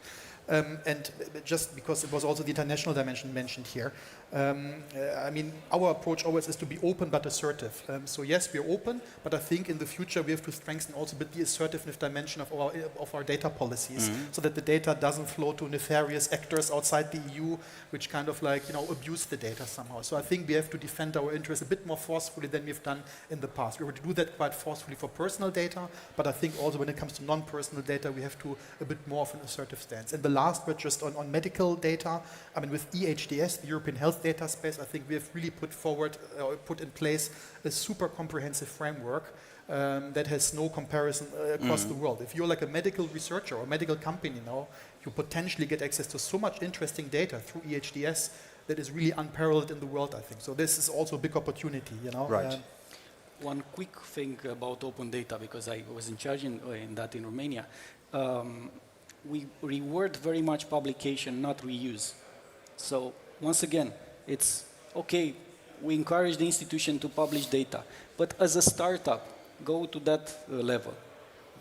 How do I trust that next year, 2 years from now, every year from now, the data is going to be available in the same format, in the same quality, and so on? So we reward publication, not reuse of data. And that comes to the idea of stories. What story do we tell with open data? We don't have so many. Sure. Just a technical question. I'm not sure whether you're interfered by the noise from the down. Can anybody please ask the people downstairs having tea, coffee, or bread and butter with sausage to just keep it a bit more quiet, okay? Because that would be much more comfortable for our speakers, okay? Can I ask someone to go and sort of shut them up? Okay. Very politely, shut them up, very politely. Very politely shut them up for another 20-odd minutes. Right. In that introduction, we mentioned common data spaces, a concept which you know very well, I'm sure. I'd like to ask about the conclusions, the observations that we can draw from this project so far, and how can it be helpful in all our dilemmas that we have discussing the data world in the future. I have some views on that, but I've spoken. Anybody would like to? No volunteers. Yes. So I think we provided as a commission, some good seed funding. We have invested 350 million euros into 14 areas of strategic interest: agriculture, finance, manufacturing, and so on. We see some interesting projects coming on stream. I mentioned the cancer image data space. We also see that this concept is picked up in the private sector. So overall, we count now 180 data space initiatives in the EU. CAT10IX is a prominent example, EONIX another one. At the same time, I think there are some problems. They're not scaling up enough yet. And in particular, I see two issues. One is financial sustainability. Right. So we cannot provide funding forever, of course. They have to stand on their own feet at one point and develop a business model. And very closely linked to that is also the end user integration. From my point of view, it's too much technology push at the moment. So I mean, it must serve a certain purpose. It must lead to innovation. Otherwise, it will not fly in the long term. Right. So financial sustainability and end user integration is vital, I think, for the future of. Okay. Does anyone else have any experience with that, with particular observations? Yes, please. I loved one of the recent statements by Ursula von der Leyen, the president of the European Commission, who said, only what gets measured gets done. So it's very important to see what is the actual economic effect of European data spaces. Certainly, it's very broad, it's inclusive, it's, as you have said yourself, Bjorn, it's inclusive and open and opens data for different companies, but only if we measure things, the public and the society and the businesses will be convinced. Not all the businesses know about data spaces. But we do have measurement of that, don't we? I mean, yes. More globally, we measure that. I mean, the impact on the data economy. That would make sense, yes. Data space support center, data space symposium, we discuss these things, yes. Yeah. But the measurement is actually a very important point. We do have DESI index, we have digital decade indicators. We measure countries' progress in very different areas, which is important. Some people don't like it, some people like it, it's natural. However, it's one of the most important tools to measure the progress of the countries. But most of these indices are based on countries' self-reporting. It's extremely important to include business in evaluating the progress of the countries. Not just administration, you mean? Exactly. Okay. How open is the open data? How engaging and how open for conversations our local data protection agencies are. Because it's not open enough, in your opinion, is it? It is open. Or we don't know whether it's open enough? It is open if the government decides so, but if the government decides that the GDPR and personal data framework is an excuse not to open anything, it doesn't really help for certain types of companies. So where's the mistake, or where's the weak soft point in that? I wouldn't call it a mistake. I would call it an opportunity let's call it to engage opportunity. in an ambitious GDPR reform and ambitious data union strategy and subsequent actions. But how to get hold of the opportunity? Do we need more, I'm sorry to use this expression, more regulation? No, it's in the agenda to remove overlapping regulations or elements. I don't know how the Commission is going to do that, frankly speaking, but the idea is good, and hopefully the Danish presidency, it has already set a very good tone, in my opinion. And we have to stay united, also Central and Eastern Europe, and support the Danes in their position for the GDPR review or simplification. And hopefully that will solve some of the problems. Anybody would like to add anything about this particular topic? Then we would move to next. Yes, please. I loved your remark about the need for local governments and communities on all levels of government that have to be open. I can suspect why they're not that much open. The Data Protection Authority has been included, not from our will, but included in all the decisions and discussions around public information. 10 years ago, 5 years ago, we still had this problem that authorities were coming to us. Can I share this information as public, or does it include private information? And I'm sorry to say, but we were not the authority to go to. The court is the reviewer of the decision of the authority. So I can understand that there is concern from their side. What do I... So there's a legal risk when they... For them, they see it as a legal risk. It's not that big, but risks are always more scary than, once you, at the first sight. And that's also why there is this risk, I agree, that there will be different formats or different openness year to year, right? Will we have stable access to the data? And what we need is more of a cooperation discussion between all the partners. Like and all the countries, but I would imagine this that has to happen even on a national and regional level, because this is what we see in medical area. We have codes of conduct that are supposed to explain and have a better level of data protection for the players, and we have 3 or 4 initiatives locally for medical research, to how to open the data, how to see who has what role, the researcher, the clinic, where the research is being conducted, and the sponsor. And now we have the same, but the national differences are still Does it need some kind of unification? I wouldn't go that far, because that's the government's position to take. But perhaps there should be a lobbying to actually be able to do it. Well, I think there's enough of that, but there's not enough of discussion on all the levels. So we have the national representations of local communities that are thinking about how to use data. They're thinking how to release the data, right? Okay, and also take benefit from that, because they see the benefits. It's more about risks. So what is necessary is more of an understanding. So more discussions on discussions are fine, but in the ideal world, where would you see a real solution to the problem that you have just described, other than just discussions? Well, it's more about paying attention. All the players have to decide. Yes, this is very important. Aside from AI, aside from all the other political goals or priorities, this is something that will actually help people in Europe. And probably introduce common standards. Well, standards are there. It's not about it's about introducing them and using them on all the levels, right? Yeah. That's the thing that's what I had missing, in mind, I think. And this requires attention. Attention needs, resources to be directed at that very place. Okay.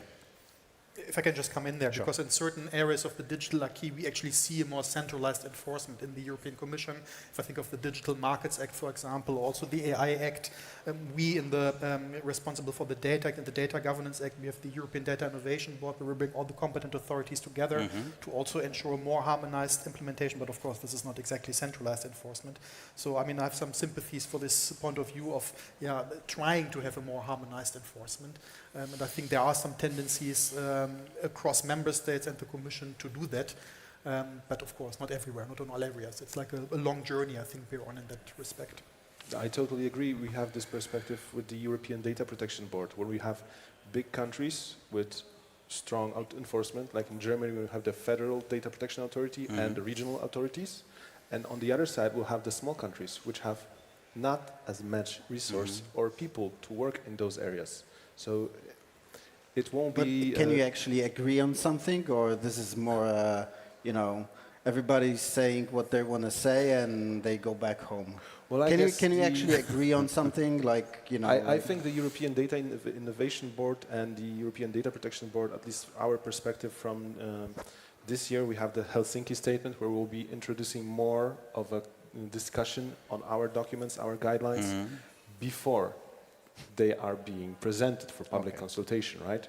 Because we see this, we are responding to the needs and signals coming from the market. Right. We would like to be involved earlier, and that's what we want.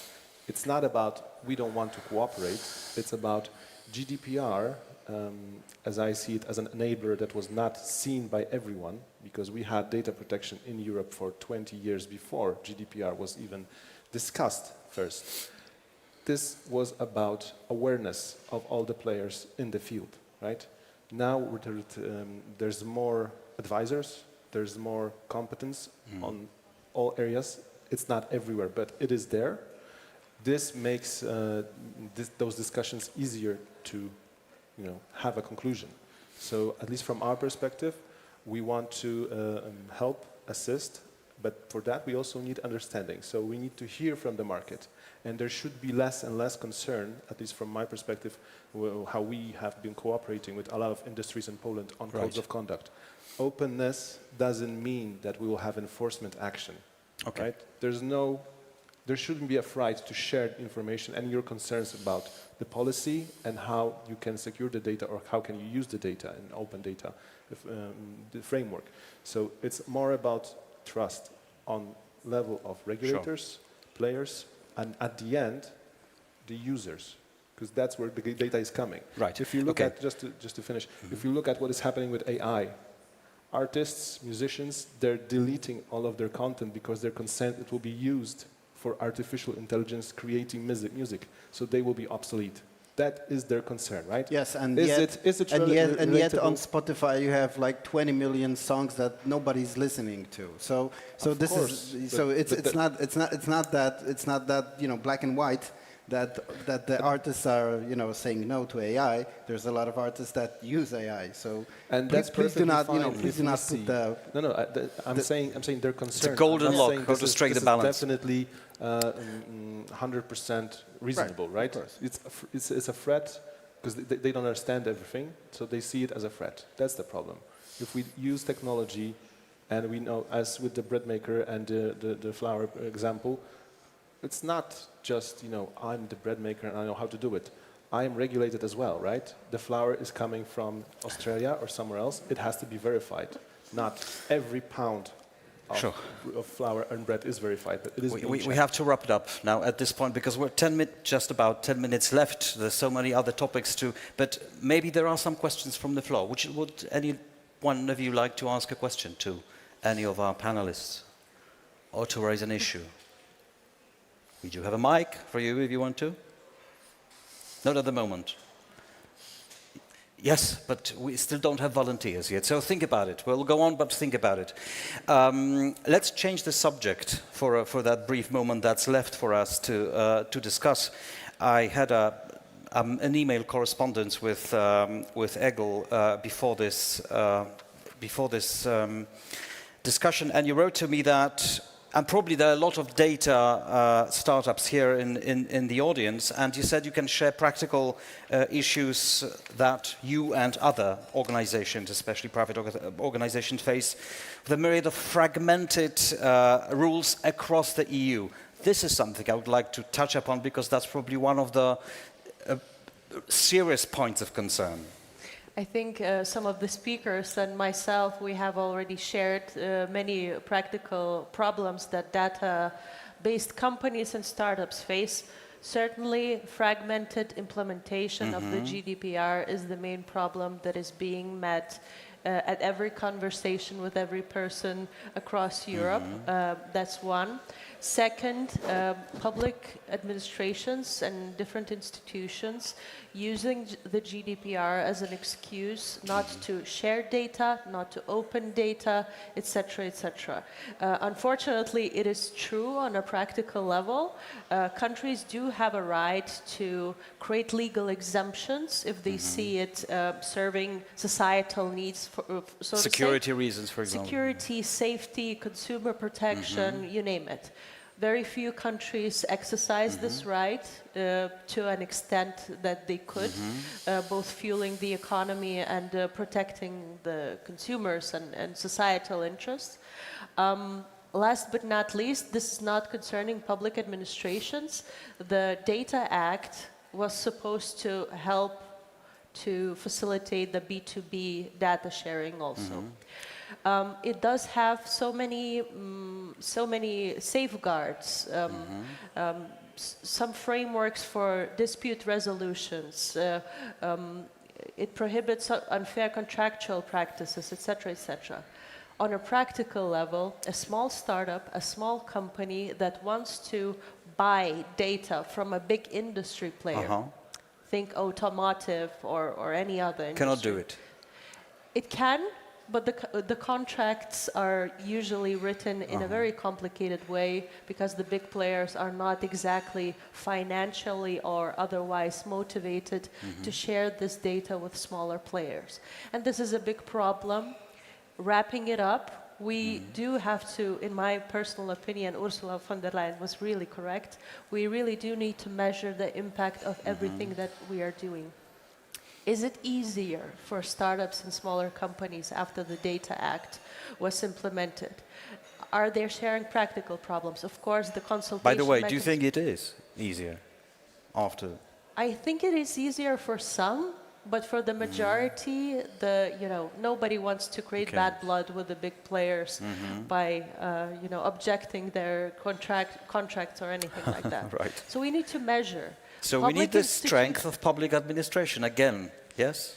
Strength of public administration, and public administration actually looking at the businesses and asking them, and then aggregating the data, what the governments think of themselves in terms of open data or other digital policy Because matters, governments are usually, and politicians what and think. administration is usually jealous of the information that they have at their discretion. Who's jealous? Yes, right? the administration, politicians, if they may not release the data, they would not probably. It depends. I think on a ministerial level, the ambition is there in most of the countries. The problem is with registries or other institutions, companies that are selling data commercially. They have very few incentives to open data because they're losing revenue at the end of the day. So Latvia has actually created a system. We'll see how functional it is, where they compensate the registers, but we'll see. Okay. Yep. Of course, I have to say that, but the Data Act, I think, does make it easier also to share data with smaller companies, because now big companies, if the user wants so, the user of the IoT device, they are obligated to share that data with the third country, with the third party. So, I mean, that will definitely happen, I think, so we'll open that up, and we'll also make model contractual terms available to indeed address this issue that SMEs or startups don't necessarily have the legal expertise to set up these data sharing contracts, and we will help them with that.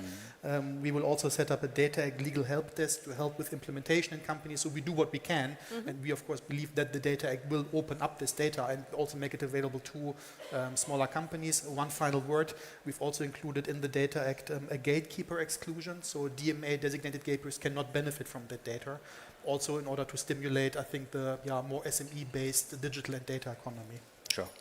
Anybody would like to add a point or two about this legal framework? The legal framework might be perfect once again, but the government tends to, and I have several examples, not accepting, I mean, they don't open the data because of the quality of the data behind. And now with several regulations, they're just hiding behind the regulation, not to curate the data at least, or to clean the data. And but I will go back very briefly and at the end on the cultural change that needs to happen, because we focus very much on GDPR regulations and so on data, but what are the government's role in the digital economy from data perspective, not from the regulation perspective, but they have a lot of data which will be flower to the digital economy, and the digital economy in Europe is not using that data.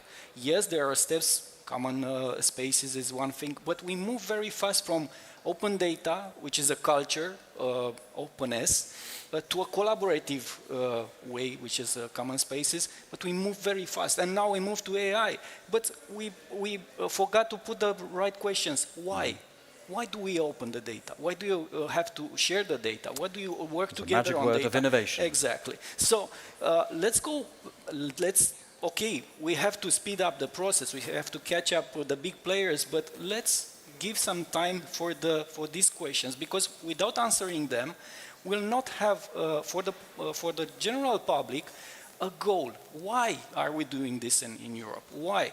Because if you do that, even the politician will answer to that question. So if the people will push you towards, okay, I want my data to be used in a very efficient way, innovative way, and my, I don't know, lifestyle will be better, that's the story they will enforce, and that's the politician will answer. So let's reverse this circle, not from the fear and regulate the fear, but to regulate the hope, if you want. Okay. Anybody would like to ask anything or say anything or contribute to this discussion? No? Right. With 3 minutes left. Yes?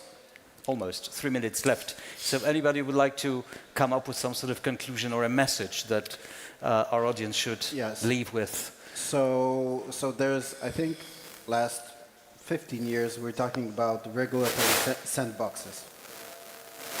I mean, there's even provisions in the AI Act regarding the regulatory sandboxes, but you know, I don't know any good example. We had one in Poland, right? You know, that was existing for some time. But regarding, for example, the medical data, you know, I think there should be a serious, you know, conversation. If we're going to do it, if yes, then let's do it in you know, in some hubs. Let's have a hub in Prague or in, you know, Katowice or somewhere else for CEE. And you know, one in Germany, so people can actually go and do some research and to do something.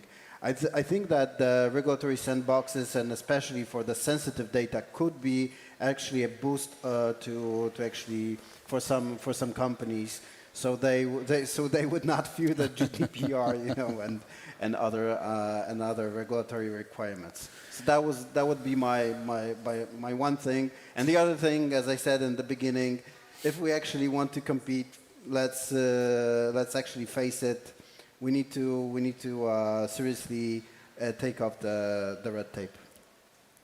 Right. What one big message that should come I will double the message with the sandbox, when we can throw the data and see what happens without regulation, and see if the fears will come by. Thanks. Digital laissez-faireism. Exactly. Right. One big message, just so that we have just a minute left. One main message that should go from here, from Central and Eastern Europe, this is a CEE Summit, to the rest of the world. What would it be? What should it be today? For the media, for the news. To the rest of the world, yes. Support Ukraine. I mean, it's the most important thing at the moment. But speaking of data, measure. Yeah. That's the most important. Baking powder. Everyone was talking about flour, bread, and butter. Baking powder in order to make sure that in the context of the US, China, and other global superpowers rising, at least we are not lying to ourselves that we are being effective, whatever the sector would be. Right. And CEE has the best bakers in Europe. Okay. So let's Not completely sure I agree from a German perspective, but we can discuss it maybe during the lunch break. I think Minister Baranowski said it very nicely before, that I mean, this region could be really also like setting, you know, a new pace for the rest of Europe. And I sense a much more pragmatic approach to, you know, the rules framework that we've put in place, and maybe the rest of Europe at least could also take inspiration from that and have a more pragmatic approach as well. All right. Björn Jurecki, Krzysztof Król, Patryk Malicek, Hegel Markowicz-Huta, Radu Pichuint, Tomasz Snażyk. Thank you very much for this discussion. Thank you very much, ladies and gentlemen. Thanks very much. Thanks a lot. Thank you. Thank you, Grzegorz. Thank you. Thank you. Thank you.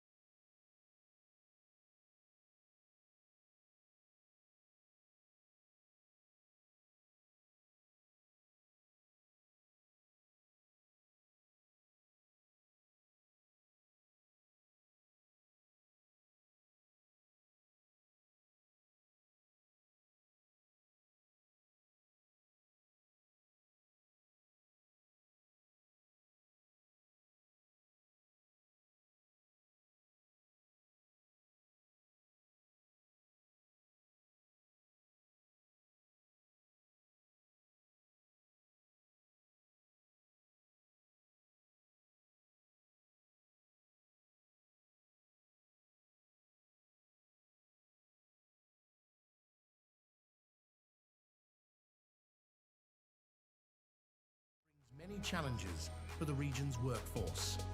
Let's explore how to foster digital skills across the population so we can fully benefit from technological progress. What are the current strategies for reskilling and upskilling to meet the demands of a fast-changing digital labor market? How do we bridge skill gaps in ICT professions and level the playing field for women in the digital economy to strengthen innovation, resilience, and long-term growth in the region? How do we ensure we foster a talent pool fit for the digital age? How do we develop skills needed for the region's digital advance? So there you go. There were the questions. I don't think I'm needed anymore. There was a bunch of them. We did discuss the regulatory landscape today. We did discuss all sorts of things that are important for how we grow businesses in the technological aspect. But we've not that much discussed people yet, and this is what we're doing right now. Come join me. I'm joined by Lucia Martiskova, project manager at Digital Coalition of Slovak Republic, and Zydrune Vitajte, co-founder of Women Go Tech in Lithuania. Hi. Thank you. Great to Hello. meet you. Thank you. Hello, everyone. These are awesome pictures, by the way. Yeah, so all the questions were asked. I don't know which one you want to start with.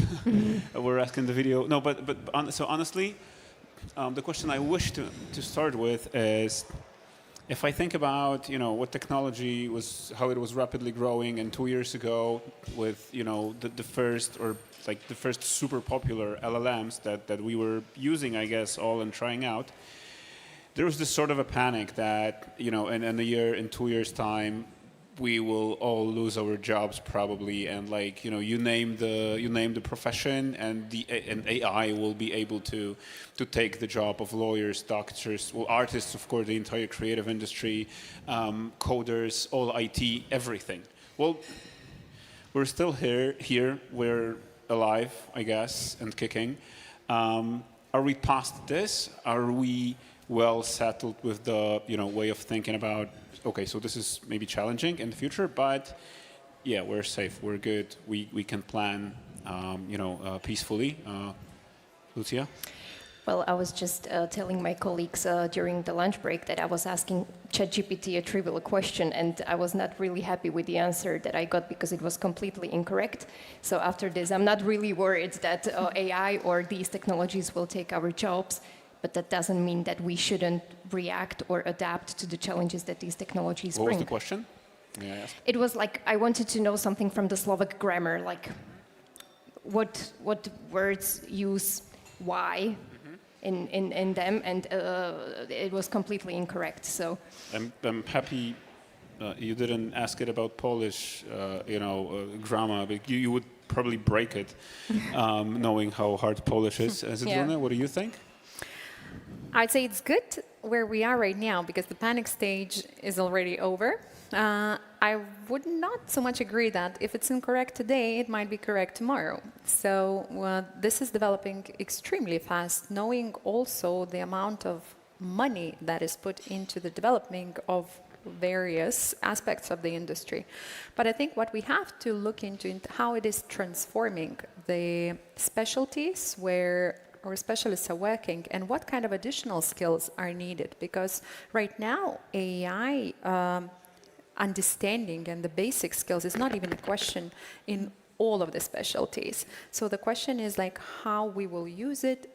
Will we understand sufficiently? Will we have proper soft skills that are needed to construct the elements with the different AI agents or even the blocks? So I think it's transforming, and what is a good wake-up call to the entire labor force is to understand what do I do with it?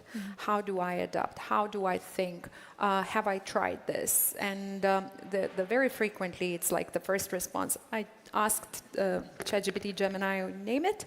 I got a wrong response. I'm safe, but it's not there. All of the industries are transformed, and we need to think beyond this in how do we adapt. It was always a question.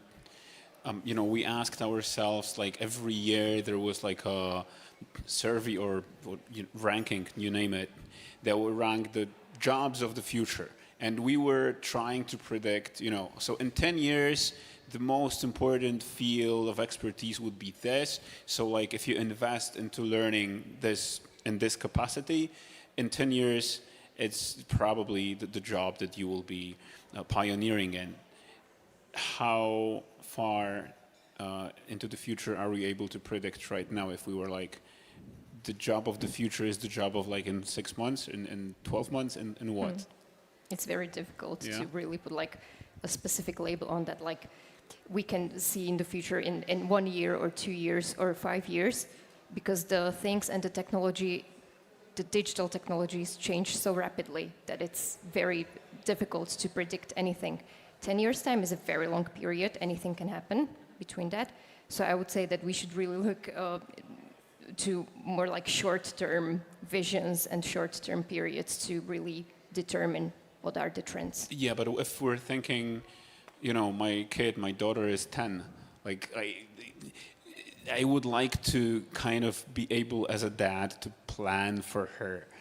Is that like, what should how do we adapt our education system towards what's in the future, and we don't know what's in the future? How do we do that? It's difficult to predict like a specific career or a job, but I think you can predict certain skills that the students, and especially the young generation, would need.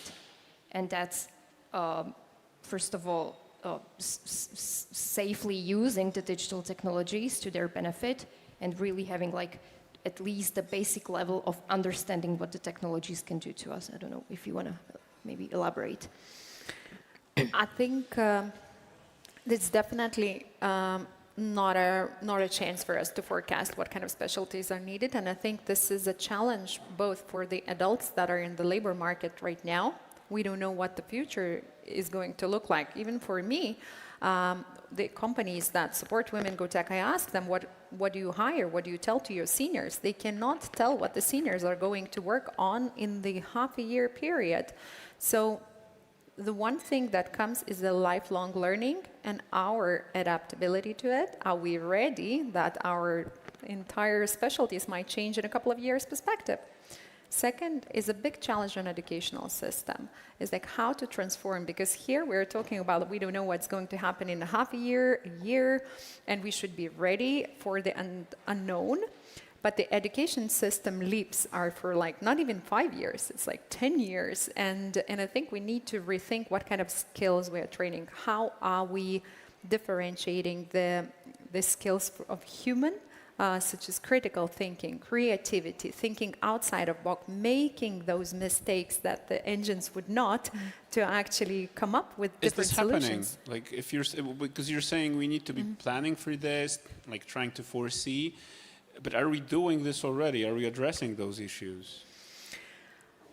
When at Women Go Tech, our experience is that we are fixing the issues created by the educational system by trying to capture the ones that didn't have a chance and forcing them to rethink the careers.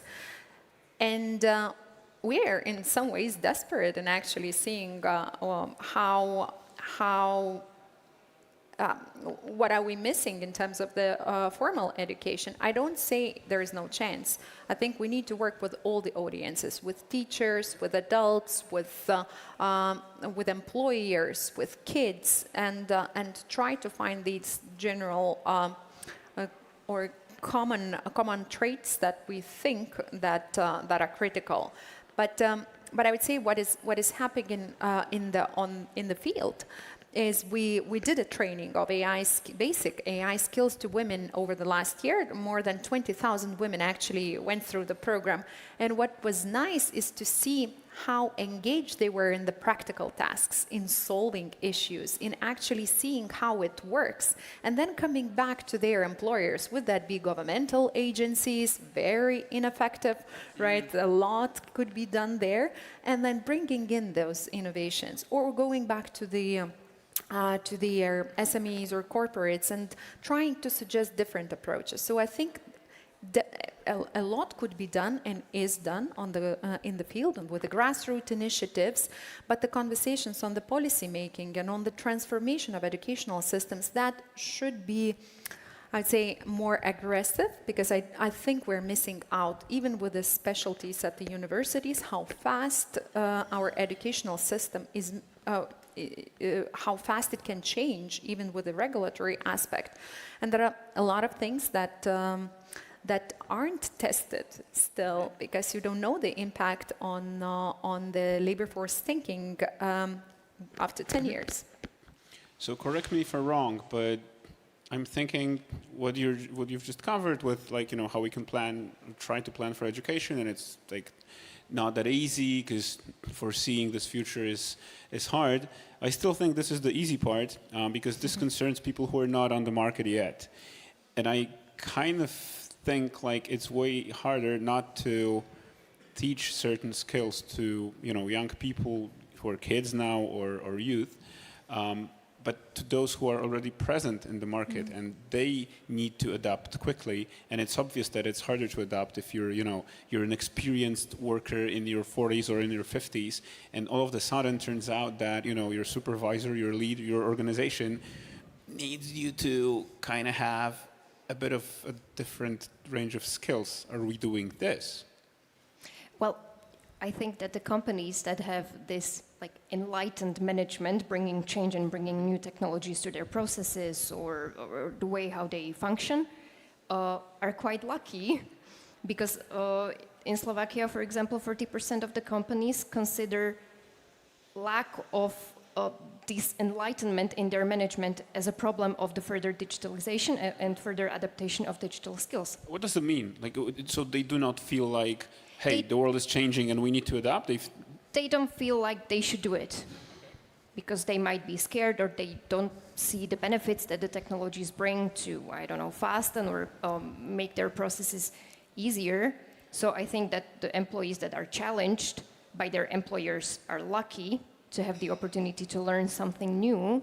But of course, and that's another issue, that still like 40% of the companies in Slovakia really see that the lack of digital skills is a problem for their further development. So it's a bit of both.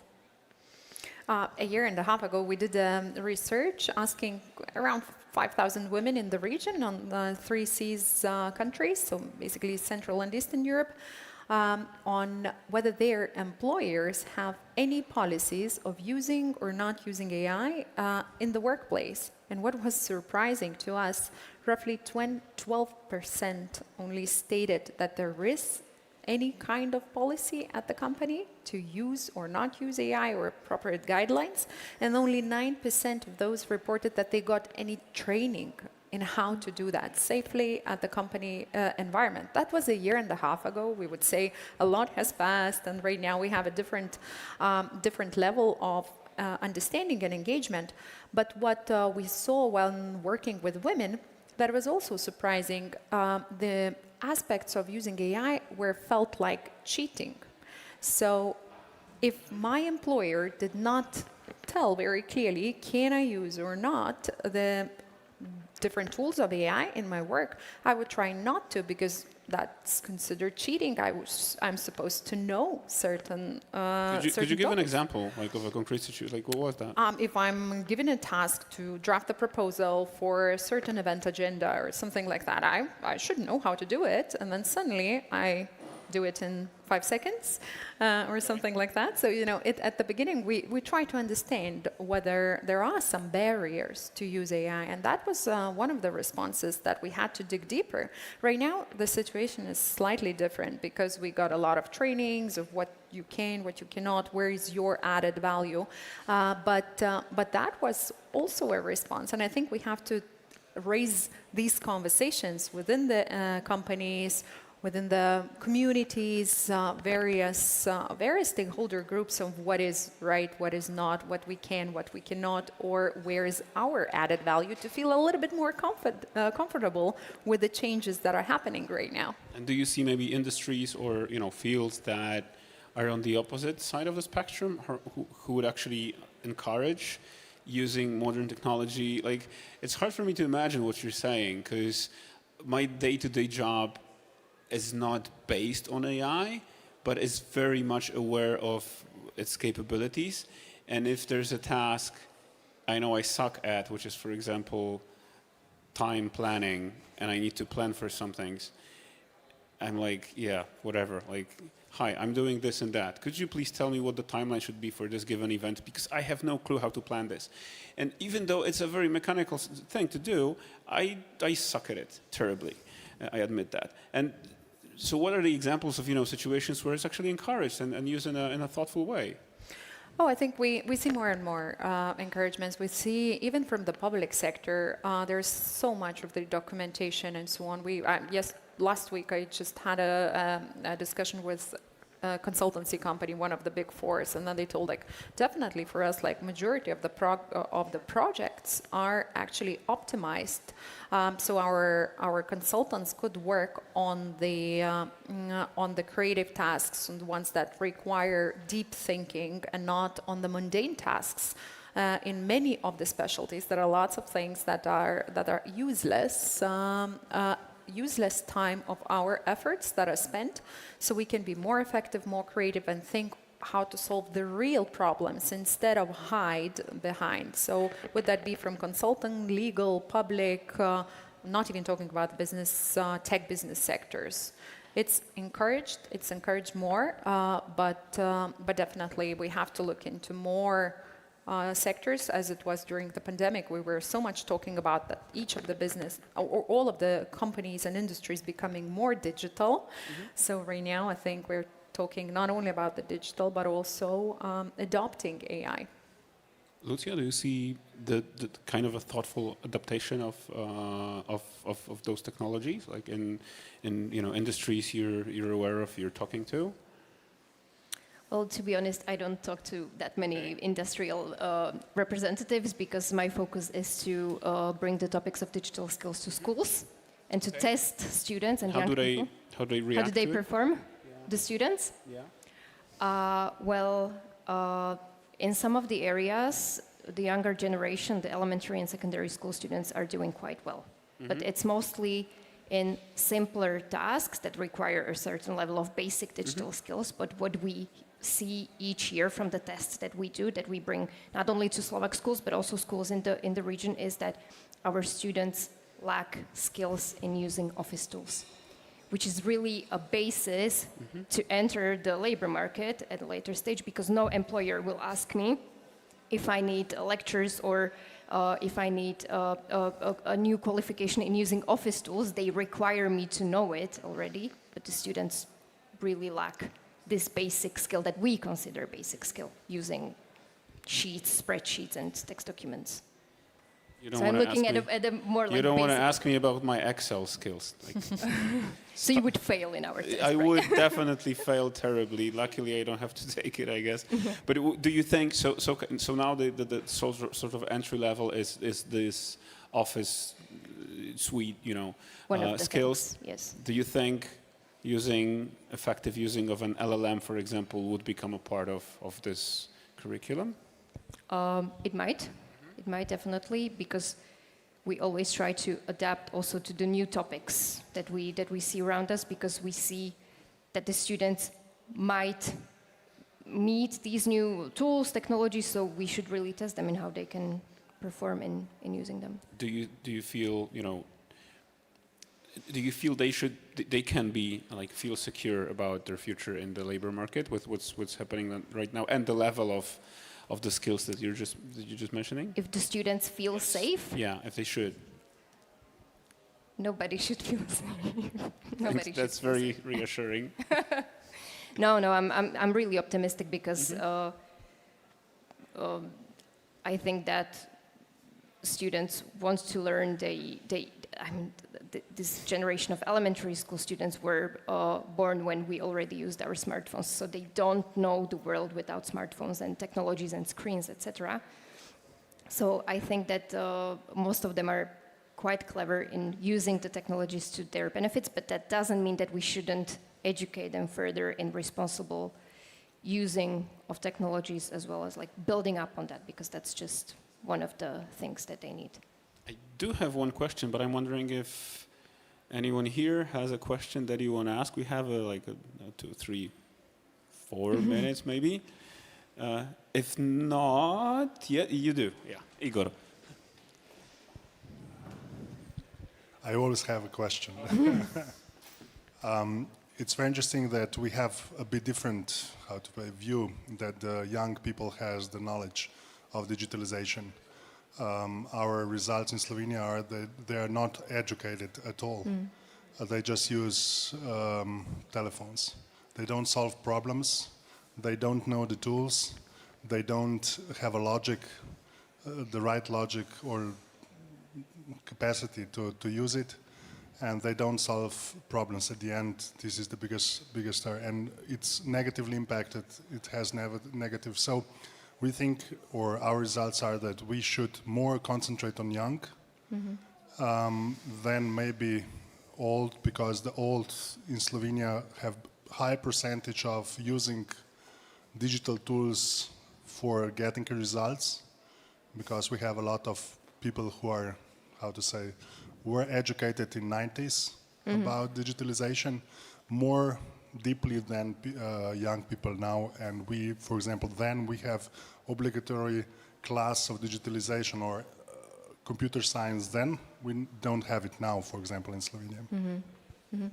Well, I would agree that young people are maybe more skilled in solving simpler tasks using digital technologies, but when it comes to like complex thinking and really taking things into context, that's really a problem. But this is a question like, is this the problem of the students or the educational system that doesn't teach them these skills? Because maybe the teachers don't have these skills to teach the students, you know, it's, yeah.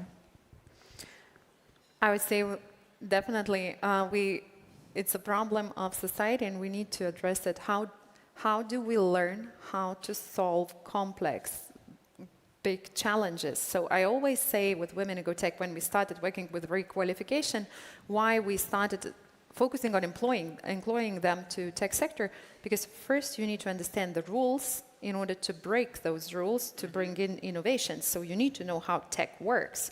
And right now, with our super fast answer in how to solve mathematical problem, PISA reports are saying that our mathematical skills are going significantly down, and then our educational system is not focused on actually solving complex challenges. So I believe that we have to start thinking in how we're framing our brains to work. And it's okay, like there is a big discussion whether to allow or not to allow to use phones, AI in schools and so on. So let them use everything possible and then lock them in the room to solve crazy challenge, to formulate these tasks that we will all need to tackle later on. We also suffer from that. I get 10 briefs from my team members that they did the task, and then I check and it's nothing changed from the ChatGPT request. So then I have to read 10 of them to actually understand whether they're good enough from practical examples. But I think we need to give them, to give our employees problems, our kids problems to solve, to actually ensure that their brain properly, and our brain as well, properly function, because we will not run away. We just need to adapt. And if we don't understand how these models are working, as well, we have a very big challenge because we have no idea how to check that. And the generation will grow that has a totally different way of thinking. So we need to understand how to cooperate in it. Well, thank you for this conversation that if I were to wrap up in one sentence, I would say we are all doomed, but maybe that's a bit of an over-exaggeration, but I kind of feel like it's really... I kind of felt like you would say, nah, it's not that challenging anymore, like we're getting there. I don't think we are. But still, thank you very much. And I guess if we meet next year in the same place, I'm really, really wondering what the reality will be in that one year time period future. Lucia Zedruna, thank you very much. And thank you very much. Thank you. Another panel is coming just right up. Thank you.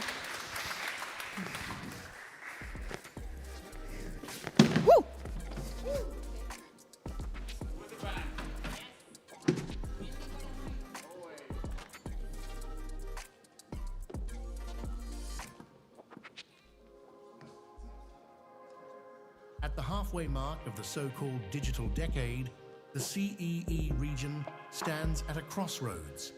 Central and Eastern Europe made great progress in fortifying its digital economy and ecosystem.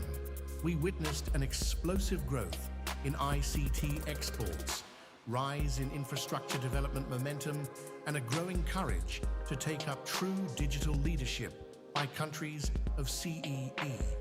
Yet the region and entire Europe still have a long way to go.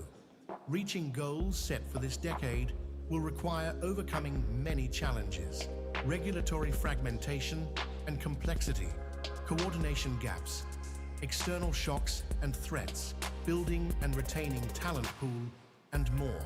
Overcoming them will require us to work closely together and combine our efforts to make the most of the coming years. Let's take a close look at the past 5 years and prepare for the rest of the digital decade together. Welcome to CEE Digital Summit, Warsaw, 2025.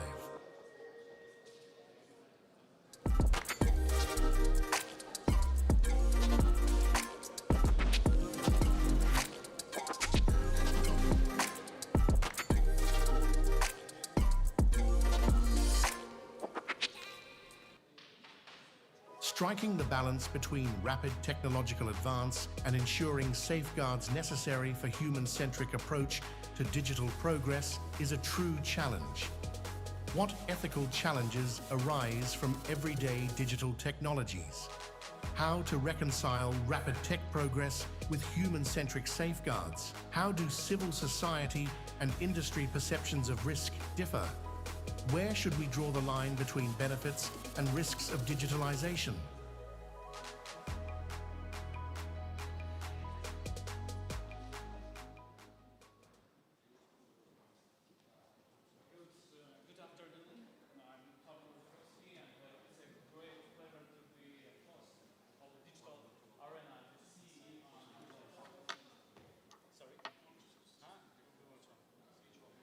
So once again, good afternoon, ladies and gentlemen. I hope you still got enough energy to be here with us.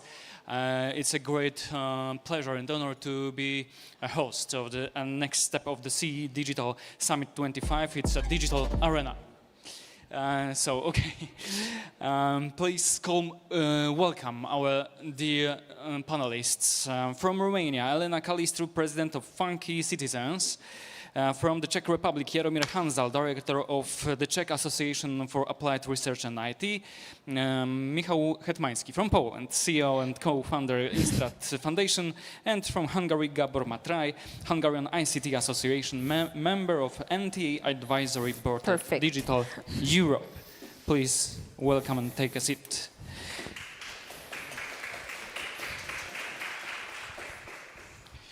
So, I would ask you the open question for all of you when we talk about responsible digital progress, because the title of this digital arena is Progress, Trust, Security, how to ensure a responsible digital advance. So when we talk about responsible digital progress, should we first think about protecting citizens from risk or enabling innovators to move faster?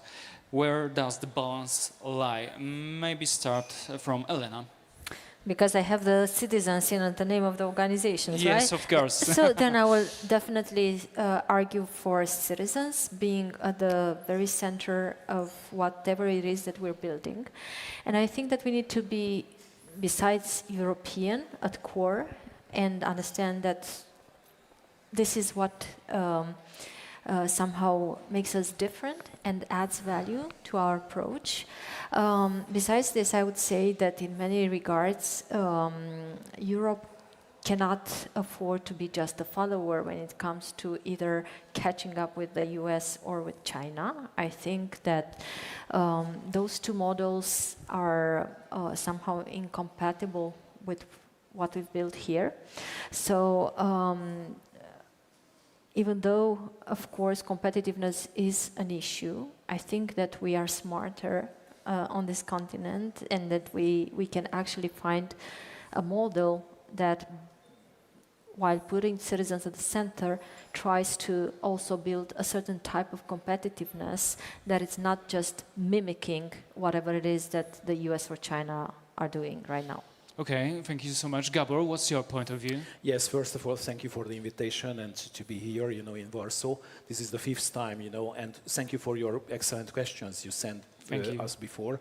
And if you look around, the fog rises now, and now we are in the top of a high building, and we can see the small cars, small trams, small buses, and we are very far from, the problems, outside. But if we are going closer, to ground, you can see problems, at the ground. First of all, I would like to raise the issue that we are talking about the citizens' rights, but I would raise, the issue of the SMEs' rights as well, because this is important from rights point of view, because they are not large companies, they are not have enough capacity, labor capacity, to deal with these issues. If we are talking about that, we have to group the problems into 4 subcategories. One is surveillance, second is profiling, third is the addictive design, and the fourth is, the misinformation. If we are approaching, the problem from this angle, you can easily find the issue of privacy, trust, adaptability, and also we are closer, the way of thinking, which is in the questions as well, how we can be safe in a safe situation, regulated or safeguarding harbors, and to be innovative and to use the new ideas, new thoughts, new methodologies, new applications. And if we are talking about that, a special situation in Europe, mainly in Central Europe, because we are talking about the EU, but we are here in Warsaw at the CEE Digital Summit, and we try to find, the differences between Europe, Western Europe, called center and peripheria. We have to raise the issue, what are the differences, social differences, economic differences, and of course, the heritages, historical differences. And therefore, we have to concentrate on that as well, because sometimes we forget that this area is different. And if you look at, we started, our cooperation in the CEE Digital Cooperation as a V4 or V3 formulated. Slovakia, Poland and Hungary. And after that, we invited our Czech colleagues, into this cooperation, but we easily recognize that this cooperation should be enlarged with other countries, like 3 Cs countries. But Poland is a main player, in this cooperation. And just because of the size of the country, and just because of the economic development of the country, and therefore we have to join our efforts, for these 4 subcategories, to deal with, not only from the citizens' side, from the small and medium-sized companies' side as well. Thank you so much. And still the same question about how to find the balance between protecting citizens and to wake up in innovations to develop the innovations. Michał.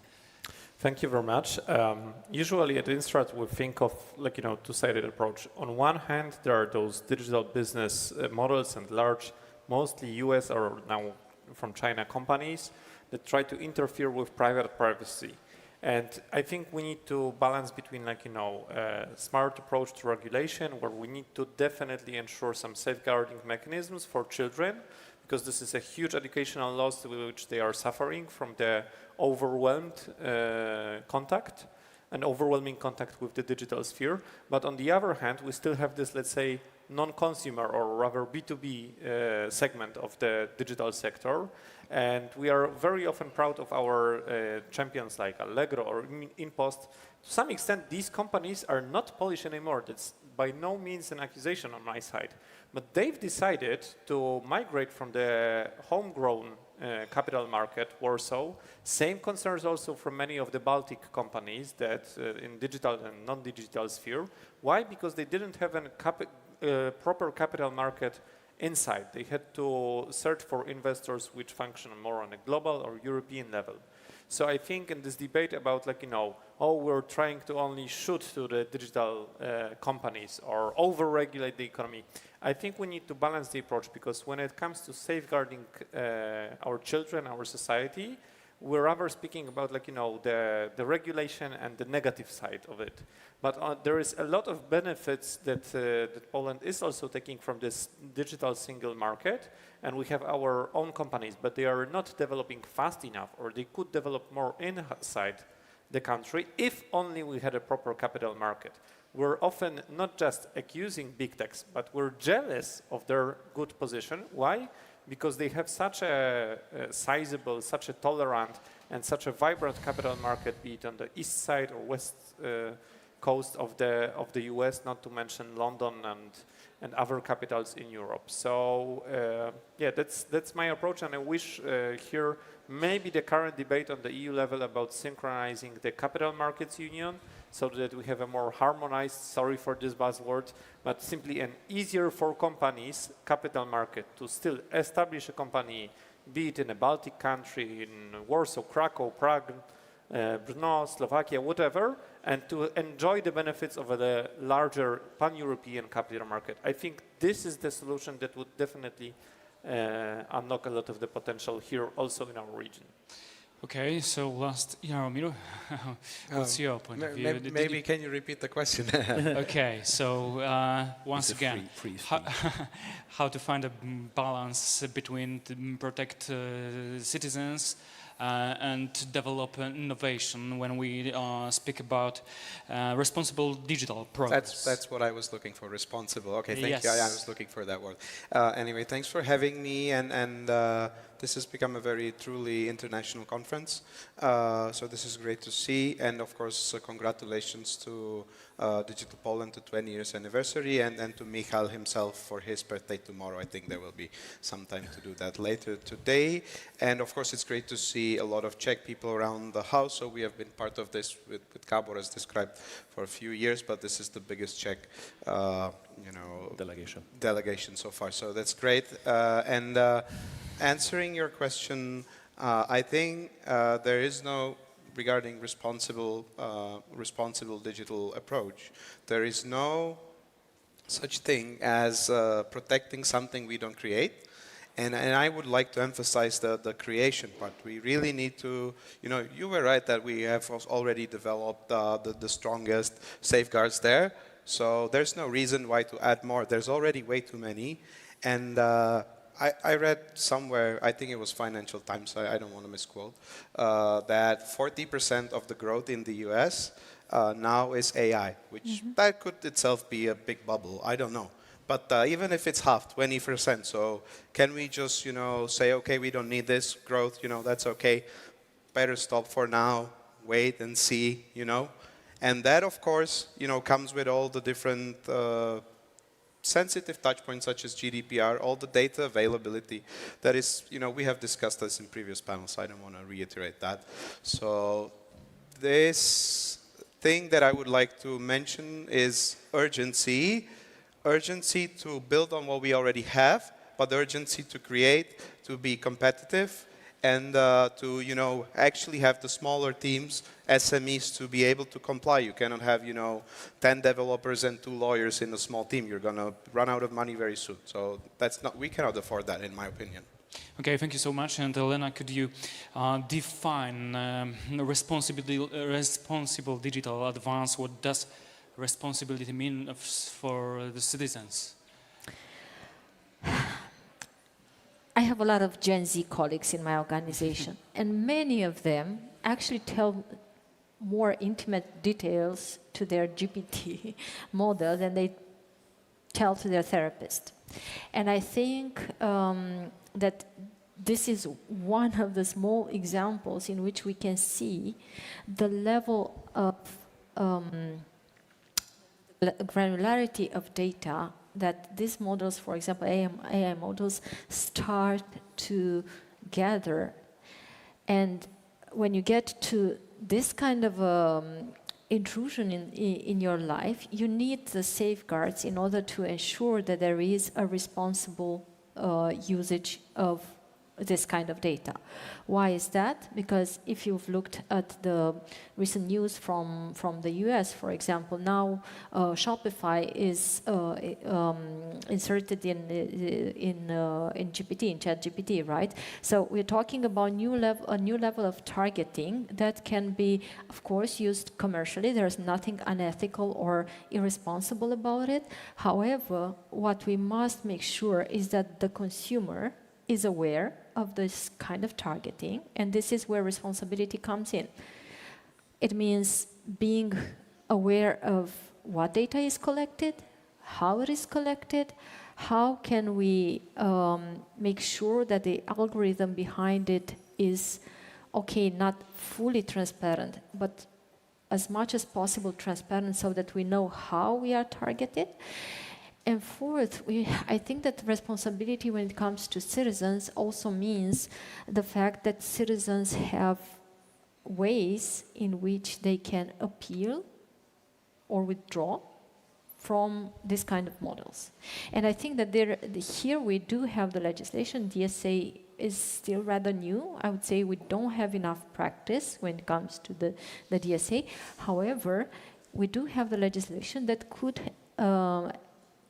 offer this concept of responsibility an actual practical application.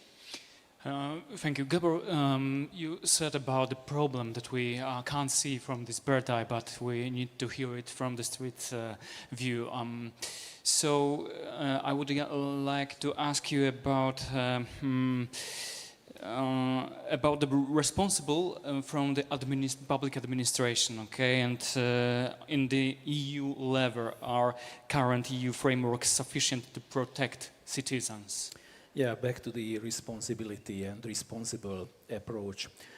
I think that the basis is the basic human rules. You have to keep in mind, the basic human rules.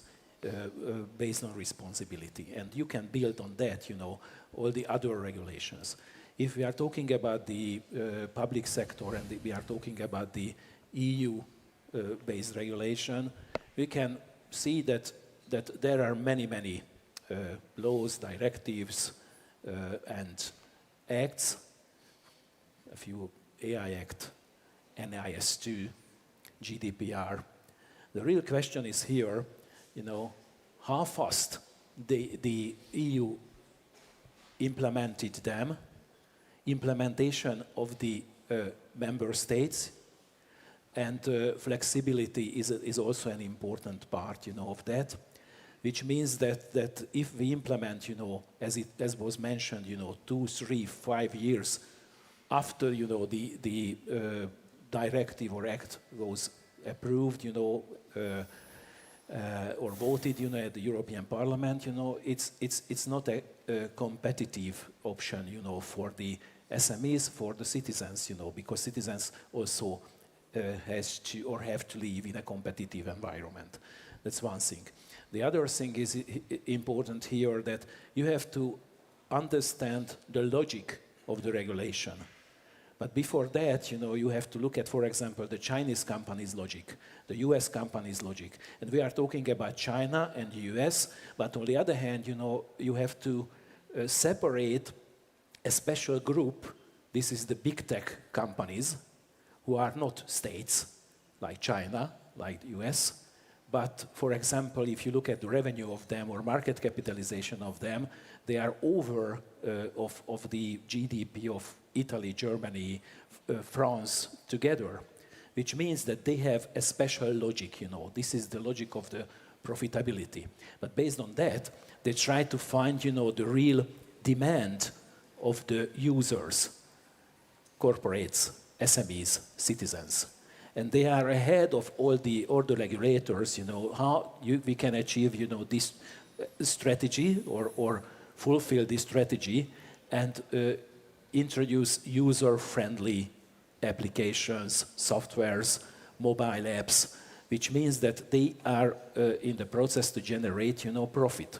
But in the other hand, it's very different, the Chinese model, as was mentioned, it's a kind of surveillance, and another statistic data here, China has more than 30% investments of its GDP, and Europe is 17%, and the consumption is different, 10-15% consumption of China and 30% of Europe, which means that the capacity, capex capacity of China has to place somewhere in Europe or somewhere in the world. That's important issue. But on the other hand, if you look at the regulation, we have to concentrate not only the regulation by the states, by EU, the co-regulation and self-regulation based on code of ethics. It's very important also, like, for example, in the advertising business. Okay, Jaromir, once again, first 3 words from the topic of this discussion: progress, trust, security. When we think about security, we think about protect citizens, but we have to think about economical growth and how to do it in the right, in the responsible way and right way. So I would like you ask you about regulations versus innovations, and did European Union need to change something in regulations, or maybe we've got a clear and enough and good direction of it? No, I hope they changed something like 2 panels ago already, or at least they discussed it. No, you're right. But one side note to this is that actually this region is very good in cybersecurity, or the trusted partner approach has been discussed today as well. So it is a business opportunity in itself, because I mean we're under different cyber threats, I've heard that in a conference that small and medium companies live under the threshold of poverty in terms of cybersecurity. The big companies that they have all the teams and everything. If you want to attack a big company, you would look for their smaller suppliers, because this is where they deal with that threat, because your members, my members, they see it as something on the side, as well as compliance. And the things on the side, they don't get, even we still educate about what AI Act is to our members. They already know it's something that, it's a hard stop, come on, so they understand this is something that stops them in creation. And even if they're a bigger company, they are like, okay, but what about the standards? I want to comply, I want to spend for all the lawyers and everything, but I don't know to whom to speak to and what are the standards. So how do you want to, do that? So you just need to postpone it. It's an easy answer. It's a no-brainer. Okay. And Michał, now the question for you is about transparency, because, I want to know how realistic is full algorithmic transparency and how to balance trade secrets with public accountability when we think about the new IT, new technologies, solutions. That's frankly speaking not the best domain that I'm working on, but I think there is on the side of the Polish government a lot of work to do still when it comes to resources in the digital transformation. So far, I think we have been pioneering the good use of EU funds when it comes to investing in infrastructure, but now on the mentioned topic of security, especially cybersecurity in government agencies, it's less about capital expenditures, which are easy to report on and spend taxpayers' money, but more about the procedures, about the culture in the companies. And I'm afraid this is a more troublesome way to have progress on this. When it comes to transparency broader in general, Instrat advocates a lot for higher transparency when it comes to especially contact of business to consumers, and especially when it comes to reporting of the digital companies in the sphere. I know it's not the topic of this panel, but I think digital companies, especially the globally functioning ones, need to improve their let's say contact points when it comes to having operating with governments and with smaller businesses here, especially in Central and Eastern Europe, there are many companies who are the contractors of the digital advertising business and segments of companies like Meta or Alphabet. And many of those companies even come to us and complain about the lack of transparency when it comes to trade rules and terms of conditions with them. They are often treated as an object and not as a subject in these kind of conversations. So I think when it comes to voting for higher or lower transparency or regulating this domain, I think we still need to improve and find the right object and the right, let's say, business that can move this forward. And I think this is foremostly about the larger companies that should be rather using their resources and investing their own capability into improving those transparency conditions. And we should not overwhelm smaller businesses with that. Obviously, they are already now not well equipped with meeting those standards, so I'm rather in for harmonizing this on bigger businesses level. I've got more and more questions in this area, but we don't have enough time to answer for these questions. So we need to now summarize our discussion, and the same question for all of you at the end, because we come to an end this digital arena. Elena. Question for you. If you could set one clear priority for responsible digital progress in Central and Eastern Europe over the next 5 years, I know the 5 years for now in the dynamic world, and we've changed after every Q, not a year. It's hard to say something from about 5 years, but maybe you try. For the next 5 years, what would it be to responsible digital advance? I think this region of Europe knows best that economic development is not only about the economy right now. It's also about geopolitics. It's also about preserving values. It's also about fighting disinformation. It's also sometimes about defending our borders. And I think that when it comes to the digital arena, we are better and more dynamically equipped here to actually give a direction for the entire European Union when it comes to responsibly using technology and protecting our citizens and our democracy. And again, competitiveness is important, but without having your borders intact, a good economy means nothing. So I think in this regards, what we can do is to educate our citizens when it comes to this, preserving their rights and making sure we have a good alliance between citizens, governments and businesses in defending the European way of life and our values. Okay, thank you so much. And Michał, what's your conclusion? I think we need to honestly put on the table the issue of trade relationships between smaller and medium-sized companies. Sometimes they are also represented by larger advertising agencies with respect and in contact with large companies in the advertising industry. I think this has to improve. The digital services tax, which is now debated again on the Polish or even EU level, is as only a small compensation mechanism compared to the current flows between those companies. And this intransparency and imbalance needs to finish. Okay, thank you so much. And Jaromir? I think in 5 years we should still leave room for creation. So that creation actually creates growth.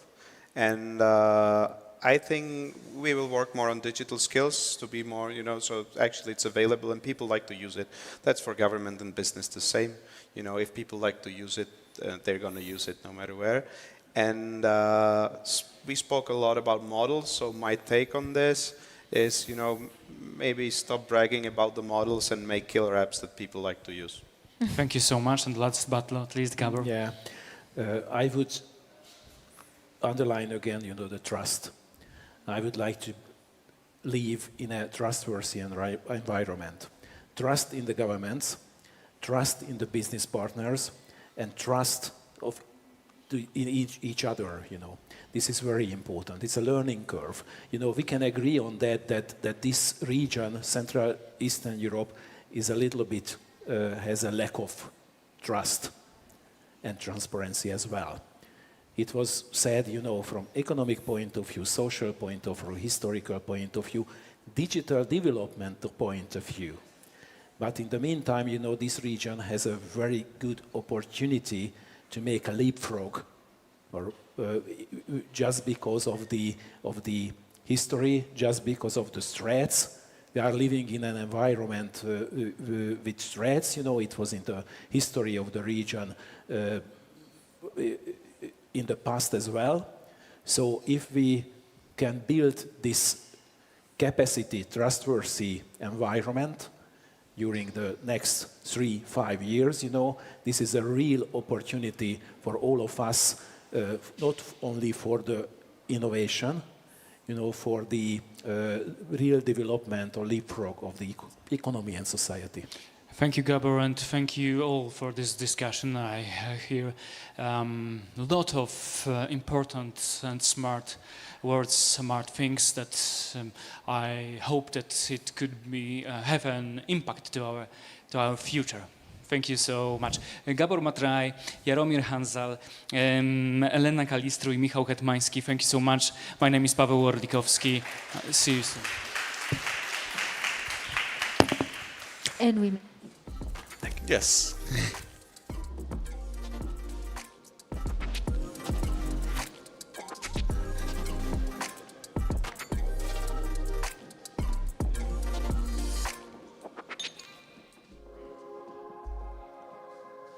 At the halfway mark of the so-called digital decade, the CEE region stands at a crossroads. Central and Eastern Europe made great progress in fortifying its digital economy and ecosystem. We witnessed an explosive growth in ICT exports, rise in infrastructure development momentum, and a growing courage to take up true digital leadership by countries of CEE. Yet the region and entire Europe still have a long way to go. Reaching goals set for this decade will require overcoming many challenges: regulatory fragmentation and complexity, coordination gaps, external shocks and threats, building and retaining talent pool, and more. Overcoming them will require us to work closely together and combine our efforts to make the most of the coming years. Let's take a close look at the past 5 years and prepare for the rest of the digital decade together. Welcome to CEE Digital Summit, Warsaw, 2025.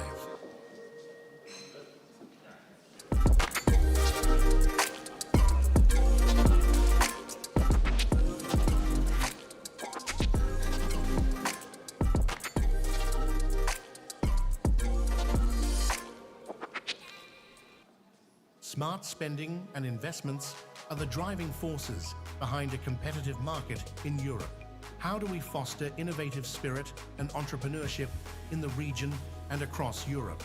Let's figure out a recipe for promoting mature European companies, facilitating growth of small and medium-sized enterprises and startups, and mechanisms for supporting development of ideas and businesses in the region. What do we need to take the European market to the next level?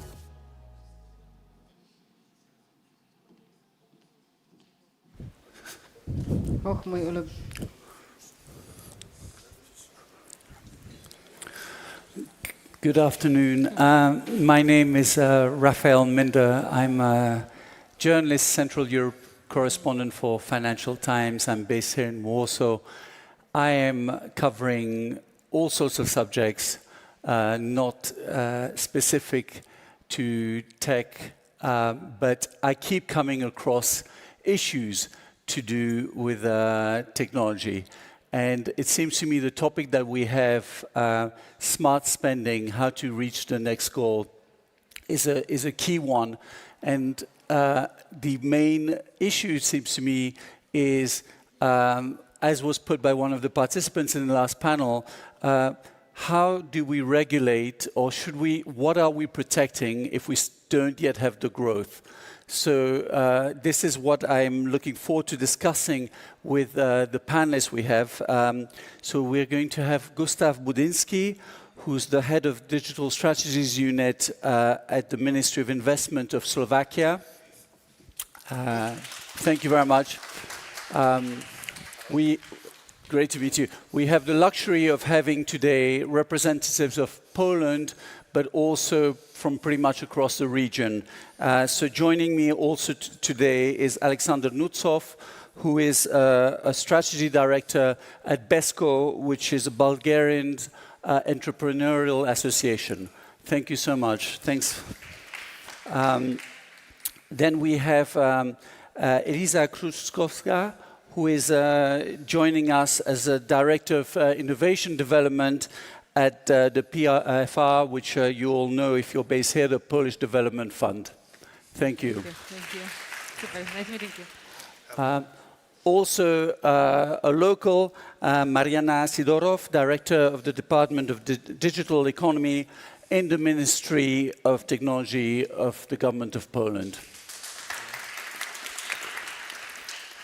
A half-local, Witold Śleski, who is the Managing Director of Business and Science Poland, and is therefore a voice for Poland in Brussels, representing Polish interests, but very much connected with what is going on in the EU. And finally, thank you very much. Finally, absolutely last but not least, Daniel Wrzeszczewska, who's the Acting Director General for Digital and Innovation Affairs in the Ministry of Industry of the Czech Republic. So perhaps I can start by asking a fundamental question. We have an agreement, I think, that Europe is not leading the way in technology development. The reasons for that we might disagree on, but access to funding is one of them. But there is also this question of regulation. Is Europe, which has kind of been setting very high standards in terms of protecting data and so on, is it right to be leading the regulatory framework? We've just had the AI Act come in, much debate over whether it will help or stifle the development. Perhaps I can ask someone representing government to kick us off. I'm not going to be the school teacher here, but if someone would like to start on this, I think it's an important question. I mean, does the EU is the EU right in claiming leadership in regulation? Ladies. Yes. Okay, yeah. I think that Europe is now balancing the legal framework with mechanisms that supports technological growth, and it's really sure that for our ministry is completely very important that we have to connect all the dots, and the compliance for our entrepreneurs is crucial. So we think that maybe we are not ready for completely new regulations, but we should stick to what we have and try to implement it in the way that our entrepreneurs endure and give them the possibility to be compliant to all the regulations. So this is the state. Anyone else? Yes. Overall, when I think about innovation, there's always this old saying in my mind that it takes a whole village to raise a child.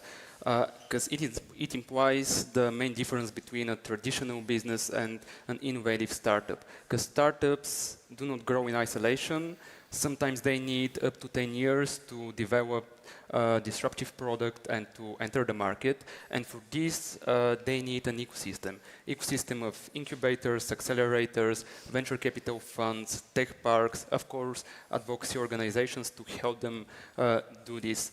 And basically, when we think about fostering innovation, we have to think about these ecosystems. And if we imagine it as a triangle, we basically have 3 layers of action. And the first one is, of course, the EU normative framework.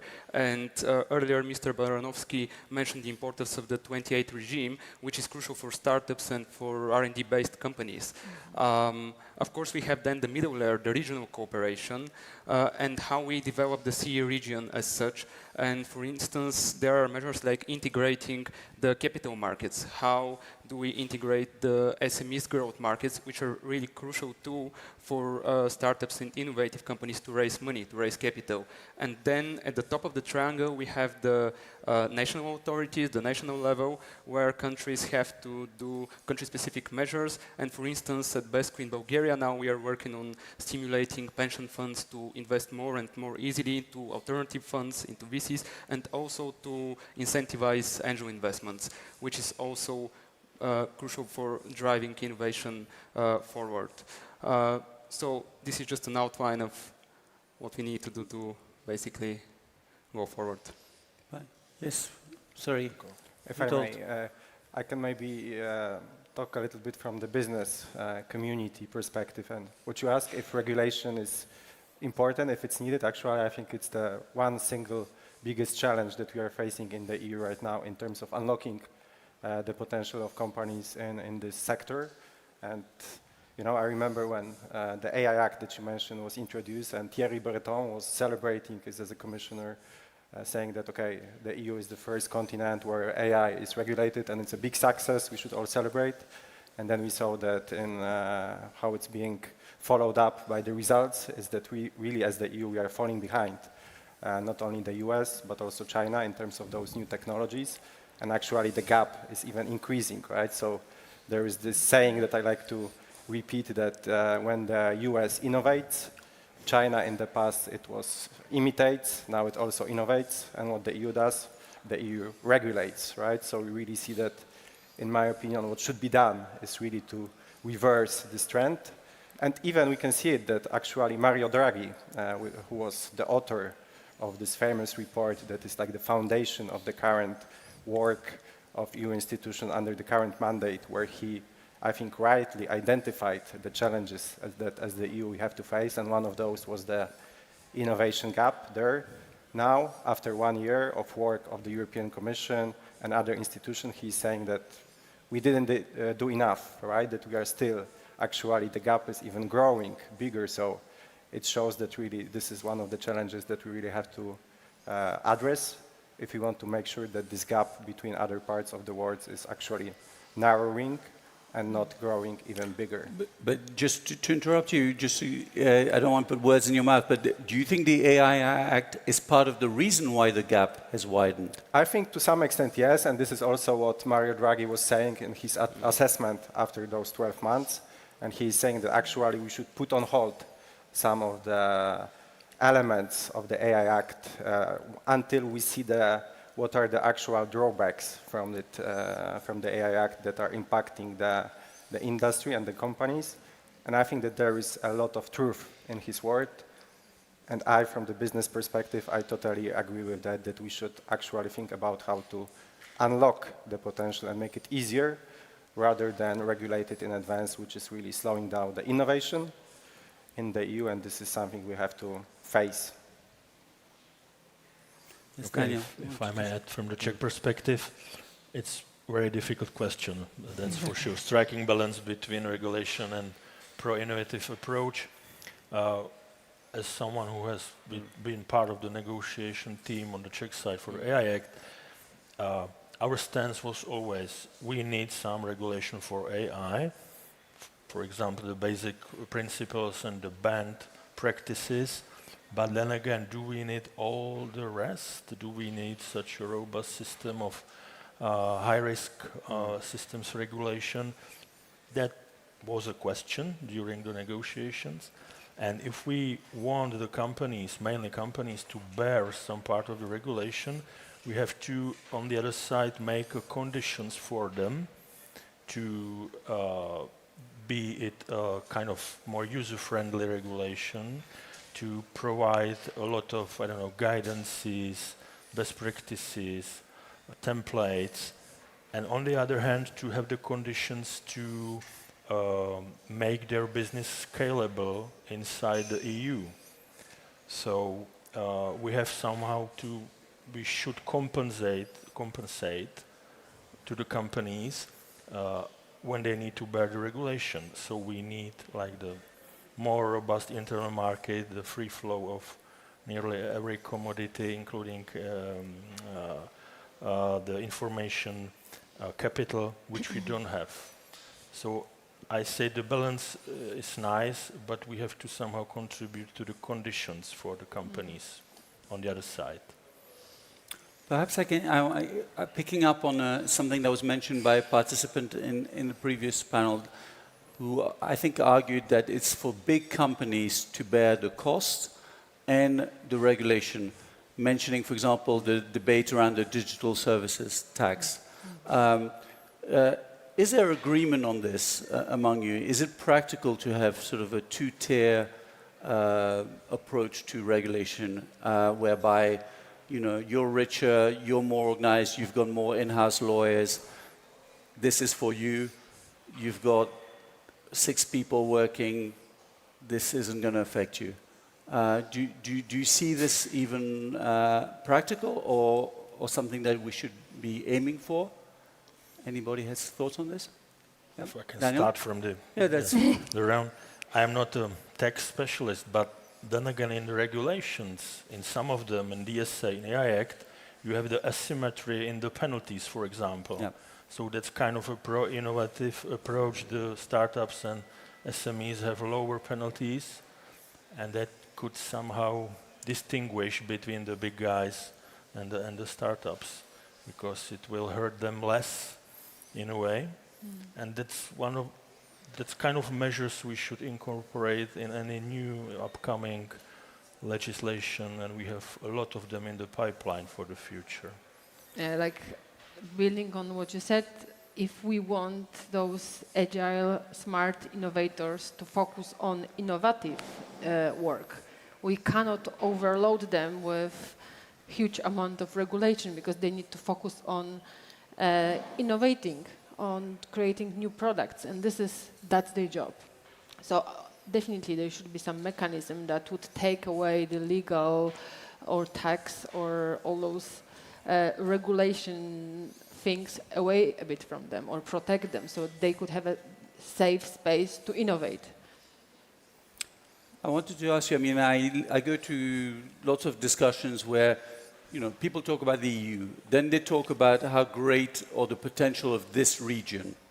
And then in practice, we see, for example, in the digital services tax, we see national governments doing different things, and then everyone's saying, this is a disaster because you're just going to send the business elsewhere, or you're going to create a loophole. Someone is going to be setting up in Bratislava and still servicing the Polish market or whatever. So how much do you have a belief in the region? How much, apart from meeting in conferences, how much are you talking about setting up regulations, trying maybe to benefit from things where the region is actually very strong? Cybersecurity would be an example. Fighting disinformation might be another. How much is there really of that? Is it just sort of sweet talk, but in practice it isn't happening? I think that if you mean cybersecurity or simple digitalization, we are trying to help a lot, especially for SMEs, because innovation is, of course, completely important, but on the other hand, to make sure that our economy is growing, and Polish economy is based on small and medium enterprises or micro enterprises. So we are trying to invent or to invite them to this digital world, because Polish companies are a little digitalized. So what we are trying to do is to persuade, to push them to digital world and to digital services, and to try to transform them and to give them the opportunities that digitalization has. So we are helping them with grants, with tax breaks as well. So there are lots of on the table nowadays. Yes, I think we can relate in Slovakia.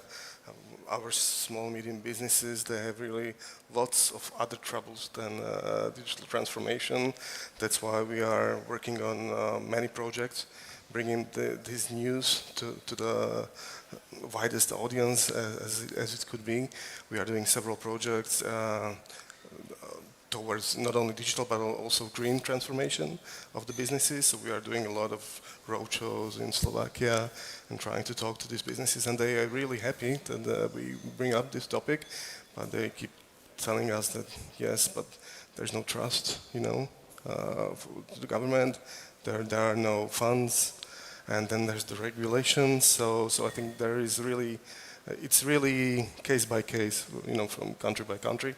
So yeah, to us, I think there is a lot of debate to be done before any new legislative things or regulatory things come into practice.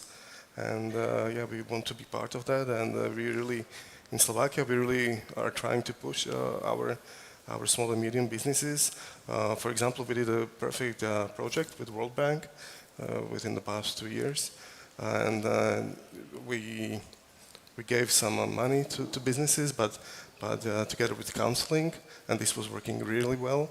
And they really loved also the simplicity of this funding and so on. So I think tools like this really had to be considered largely, and I think it will work because we did like 200 businesses within less than a year. So it was a great success. Just before coming here, I got an email from a business association who's sending an AI association, sending a letter today to all the governments of the regions to tell them, stop fighting over the gigafactory. Agree on a common approach. Mm-hmm. You'll end up doing nothing the way this is going. Is this for you an example of a dysfunctional public approach to helping innovation and the development of not just AI but of the broader sector? Yeah. Yes. Competition between the countries is actually a part of the game, that's for sure. But there are also very good examples for regional cooperation. Yesterday was a strategic meeting between the CEOs of 14 stock exchanges from the CEE, which are basically working on integrating the stock exchange markets. So that's a very good example for cooperation. As I mentioned earlier, to basically unify the rules for SMEs growth markets is also crucial, because innovative companies use it to raise capital to do their first IPO. So it's a very important topic. And other challenges which should be tackled are, first of all, fragmentation in terms of markets and in terms of legislation, smaller valuations of our companies compared to their US counterparts. Basically, European startups and scale-ups, they raise between 30 to 50% less capital than their US peers. And of course, the underdeveloped late-stage funding scene, which is a problem. In the US, for instance, insurance, pension funds, institutional investors are very much active and involved in the technological ecosystem, which is not the case here in Europe and in the region. And that leads to the fact that a lot of scale-ups leave Europe at the later stages when they need to scale, to penetrate new markets. They just leave Europe specifically for the US in the most cases. And these are the fields we need to address. And for instance, the 28 regime is such a measure that unifies the rules for registering a company, for operating the company, for scaling. And that's not only important for startups and companies, it's also important for investors, from venture capital funds, which are currently very conservative in terms of investing in other markets. They invest locally because they have to deal with 27 different legislative frameworks. And Yeah, I think there is unity around us that these are important topics and we can work them out together. I mean, I think there's unity around the importance of the topics. Integrating capital markets was a topic when I was reporting in Brussels 20 years ago. So still unsolved. It's still an ongoing part of the homework. Yeah. So what is really holding this up? If we look at it from the, I think everybody sort of agrees on the issues and the possible solutions. What if you had to identify one thing that really needed to be done to bridge the gap between the problem and implementing the solution? What would you pick? Is there anything that really springs to mind? Yes, yeah, maybe I can, again, yeah. from the EU perspective. And I agree with you, and it's interesting the case you said with this capital markets, because the discussion has been over and over and over again for many years. And I think this is also a big problem that at the EU level, it's a lot of talk, a lot of plans, a lot of beautiful strategies, action plans, but then when it comes to delivery, it's much worse than that. And even yesterday, the European Commission presented the Apply AI strategy, so I think it's also a very interesting case that right now I think around 10% of companies in the EU, they only use AI for their operations, day-to-day work. So the Commission wants to somehow increase this number, and the strategy they came with, it's again a lot of plans, creating new governing bodies, coming up with some new things, but actually it's not solving the problem, and even more I would say adding another layer of regulations and elements that have to be met. So to answer your question, what has to be done, I really think it's roll back some of those regulations, requirements, compliance requirements for companies, reporting requirements. So I also saw the other day a report saying that many companies in Europe, they spend more on this compliance reporting than actually on innovation and research. And this is crazy when we think about it, that instead of focusing on the main task that they should have to really innovate, they have to redirect a lot of capacity and costs on complying with some of the requirements that in theory or in practice they don't lead to anything. So at least one thing I can say good about what's happening at the EU level is really that we can see this omnibus simplification agenda that is coming up, and right now the Commission is working on one omnibus that will be focused on the digital topics. So this is something that I think is very important, and hopefully right now there are public consultations carried out by the European Commission where every company, every entity, every member and participant in the market can send and submit what they think should be done. So hopefully based on this feedback we will see some really smart and fast and good solutions coming up from the EU institutions that will help really unlock this potential that I really believe that we as Europeans have, because we have the best and the smartest minds in the world, but we really need to make the best use of them. Perhaps if no one wants to say something, I wanted to ask about public procurement, a key tool, and there is money available, or there should be some money available, because all the governments say that they want to prioritize spending on digital projects. So what for you is a best case example of how public procurement is being used, or worst case? Is this an area, you know, we're talking about the topic is bringing the sector up to the next level. Is this the magic tool, or is it not?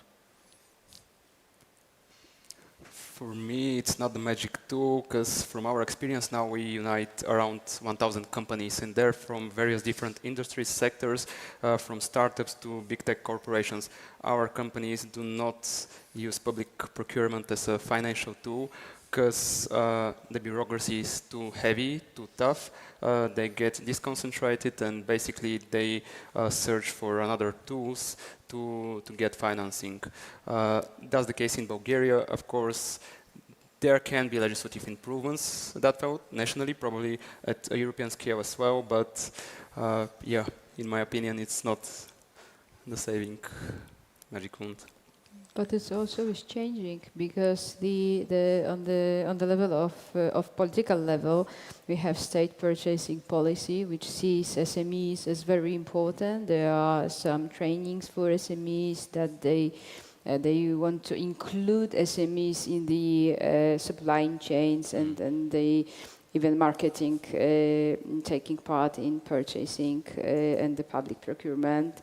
And there is a push of innovative public procurement as well. So we as a government and administration are invited to be more flexible with procurement. We have planned actions for the next years, how to make it happen, because I feel completely that the public procurement are the tool for changing, and this is like the income possible for the companies as well. But perhaps I said I wouldn't pick on anyone, but I will. Sorry. Elisa, I wanted to ask you about how you select projects to invest in. And I also wanted to perhaps ask you why it is my impression, and it might be a mistaken impression, that the public sector comes in later than you might expect. I can give you an example because I've been writing about them this week, but there's a very promising satellite imagery company called ICEYE, Polish-Finnish, a Vinci fund, a state fund, invested in them after a big article about what they were doing, after Donald Tusk went and visited them, and of course after a lot of funds had already invested. So the company is presented as a startup, but it's actually been around for 11 years. Yeah. And I'm just struck why it is that you're sort of, I always have the sense that the government decision is to jump onto the train when it's kind of leaving the station, not at an earlier stage. Okay, I know the story of Rafał because I know him, the founder, personally for a long time, and actually it's an amazing story. There was a Polish guy who went for Erasmus exchange to Helsinki, and at the university with another student, Finnish guy, they were experimenting on something, how to build a satellite, exactly. And they got a grant, 50,000 euros from the university to experiment, which is already something that perhaps majority of university all over Europe don't do. So they don't give equity grant 50K just to experiment, which I think is great, and that's another thing we should implement more widely, definitely in Poland. But perhaps Polish university will never do that if they will not get a grant to give later those money to students. And I remember when they were raising capital, the first round, $100 million, which was very early for what they have built already. And I was actually lobbying, trying to convince the board of PFR, let's invest in them. But the investment committee said no, because it was too risky. It was before Ukraine's war. I didn't know you were involved, but it's great to have you answer so specifically on this. Yeah. Yes. Because I was really lobbying and trying to persuade. And they were saying, there's still, because they don't have a business model yet. I think they still struggling with payment to the employees. So it's not, of course, in the news you see it's a great story because the invention is great, but the backstory, it's not always so amazing. So they're still looking for a business model.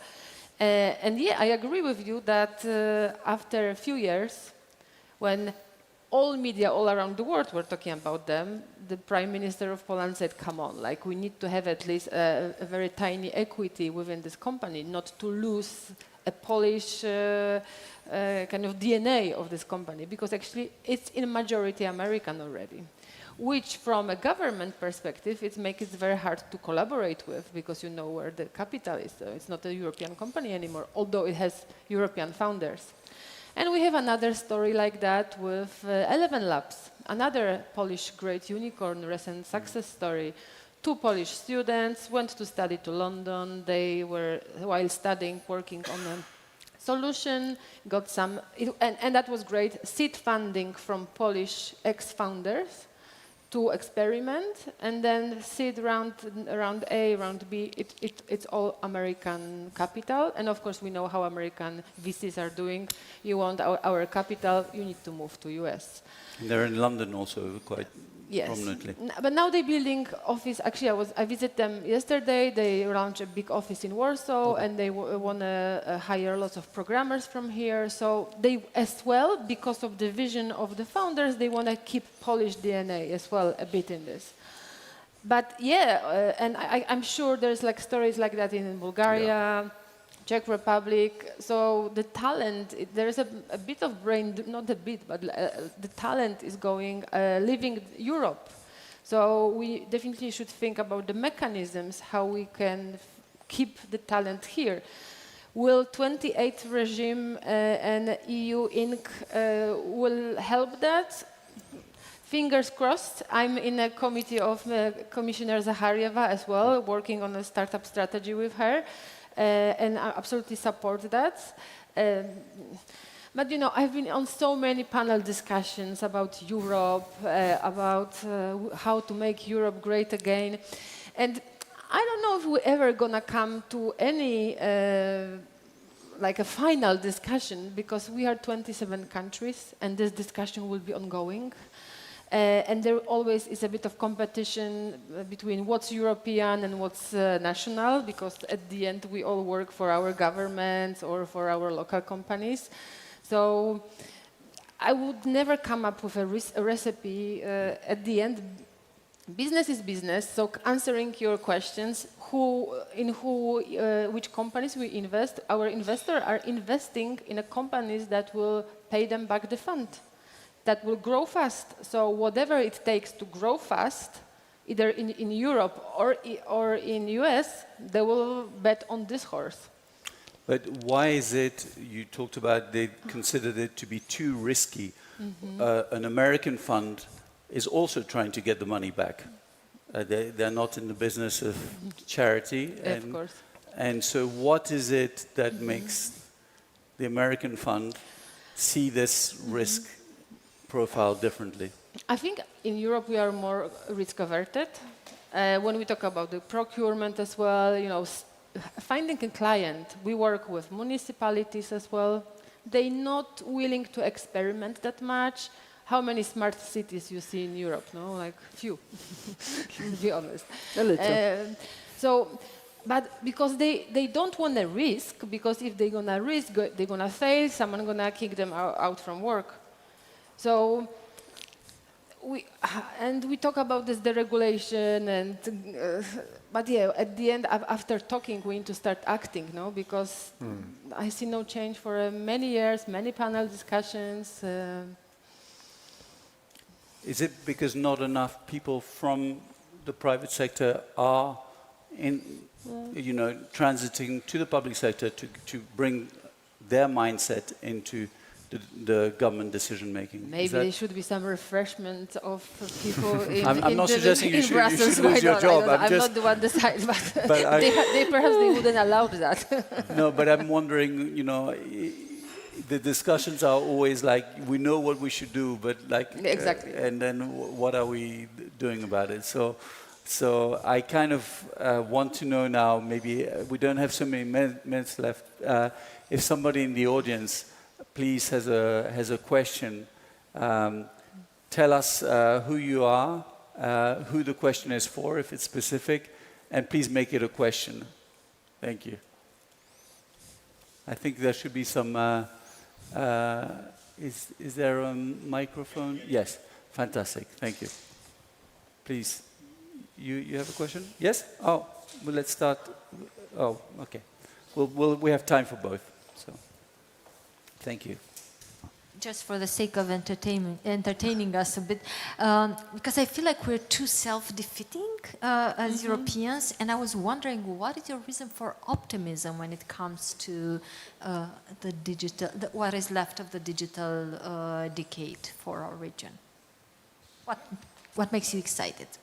I'm always excited about everything connected with digital, but I think it's the really tough work to do that we have to do. I'm more action person than talking person.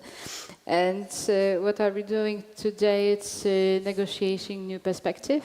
And this is very, very important, very fast happening topic. And also Danish presidency has its digital plan, which I find very interesting, but super, hyper difficult to achieve.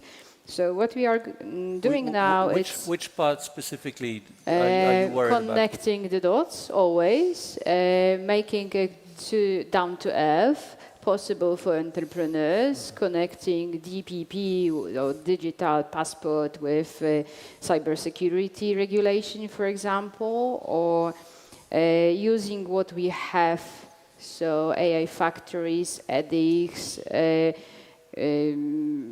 projects like Gaia X also, so not inventing new ones, but trying to work with what we have on the table. What else? With EUD wallet, maybe not building another business wallet, but use EUD wallet, not double the functionalities maybe. So this is very difficult because it's less political, it's more difficult to talk about it, because it's then very difficult to persuade entrepreneurs to use it, because digitalization is an investment and there's a cost. Yeah, it's really difficult in Poland. So yeah, I'm excited, but it's everyday work. I'm excited as a Pole because I see how this country is changing, and we're really about to enter G20, and that's amazing. I'm excited about the whole region because I think that CEE in general as well is changing, as Poland is changing, and we are a safe place. What I wish for, we would collaborate more, honestly, because I think it's hard to collaborate in the region, but thank you, Michał, for doing this, because we really need more collaboration. We need to stick together, in my opinion. As from a business perspective, I see a huge opportunity in dual use. Because of the geopolitical situation, we, again, in the region, should be the first one giving tech solution to help Ukraine. And we definitely should have a common front, collaborating together. I'm excited as well that finally we talk about the digital sovereignty, and Europe is a bit waking up, and maybe that will boost again our innovation, and with absolutely healthy relationship with America, because I don't want to say that I really believe that we should collaborate with them, and I think that we should have a dialogue with big tech, but as well protect our local business. So there's plenty of opportunities. We just need to really work on it instead of having those panel discussion and complain. Yeah. Witold, a note of excitement. Yeah, actually I wanted to say that maybe not excited, but I'm optimistic that at least what we are doing in Europe, that we have identified the problems and the challenges that we have. And I think it's the first step to really solve them, right? It would be much worse if you were sitting here and saying, okay, everything is good, we're going in a good direction, no need to fix anything, let's just continue. So at least this identification of those challenges that we have to face, this is a good point, because now it shows that if the Commission is saying, okay, we are in deep trouble, we have to do something about it, so then there is a chance that we can really come up with some smart, good solutions that will help fix and address those challenges. So we are still not there.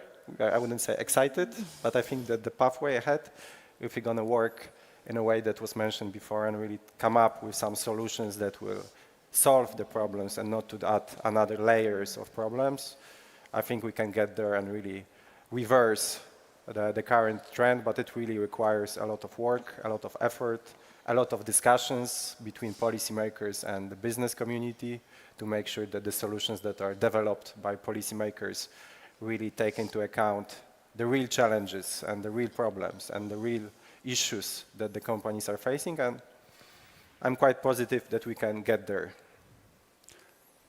We had another question. Yes, thank you. Yeah, hello, Igor Zorko from Slovenia. Sorry.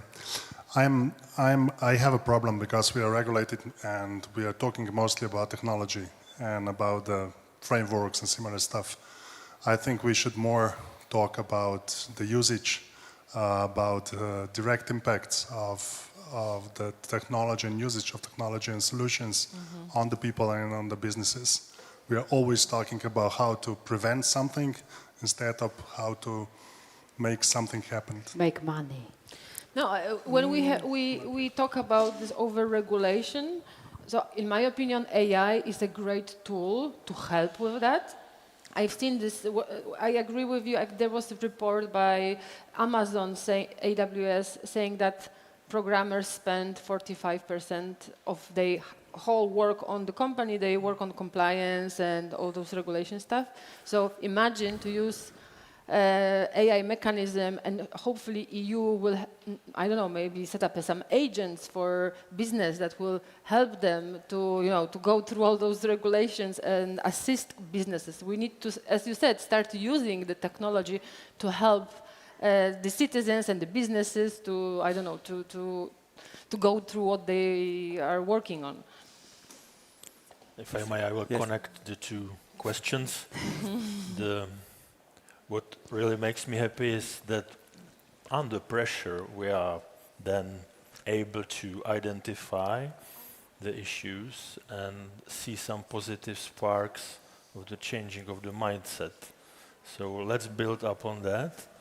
Now came into my mind the issue of regulatory sandboxes.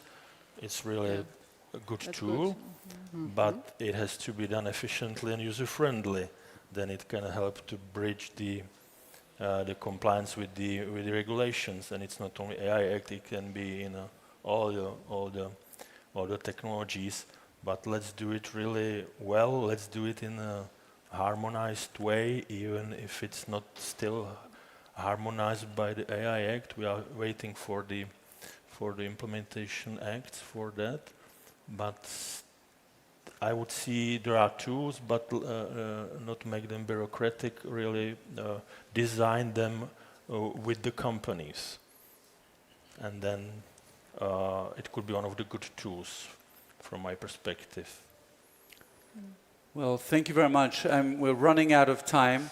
We started late, but I'm Swiss, so I like to get as close as possible to the clock. And I thank everybody for taking part. Thank you to the great participants on the panel and to the audience, and of course to the organizers as well. Thank you. Thank you. I have honor to make an absolutely final remark for our event, so please wait 2 minutes on the stage. Thank you very much from my side and whole my team, whole Digital Coalition for your time, for great comments. I don't know how to stand. But my final remark will be about this positive side of this technology revolution in our region. Last 5 years, frankly speaking, as a region, we reach huge numbers of new ICT companies in our region, huge numbers of new ICT specialists in our region. We are really ahead with these numbers regarding to Western Europe, for sure. We have a huge potential. We established a huge number of new digital services in our region dedicated to business, to consumers. So really, it's very optimistic symptoms for future. But we have to do 2 things regarding to these positive things. First, we have to speed up. And second thing, I fully agree, we have to do it together. As a region, so I hope that today we made another step in a good direction in building a very strong common voice of this region. in business way and government's way. So thank you very much one more time. Nowadays, now you have time for some networking, and I hope our guests from region will have opportunity to see a little bit Warsaw. Almost for a few minutes. The fog is lifted. But for a few minutes, even we had sun, so maybe we're really lucky. So one more time, thank you very much. I can absolutely say see you next year, but for sure we'll meet one more time next year, October, as a Warsaw Digital Summit. I hope that this next year will be even much more optimistic than today. I think that we are going in a very good direction, and together, for sure, we can do much more. Thank you very much. Thank you.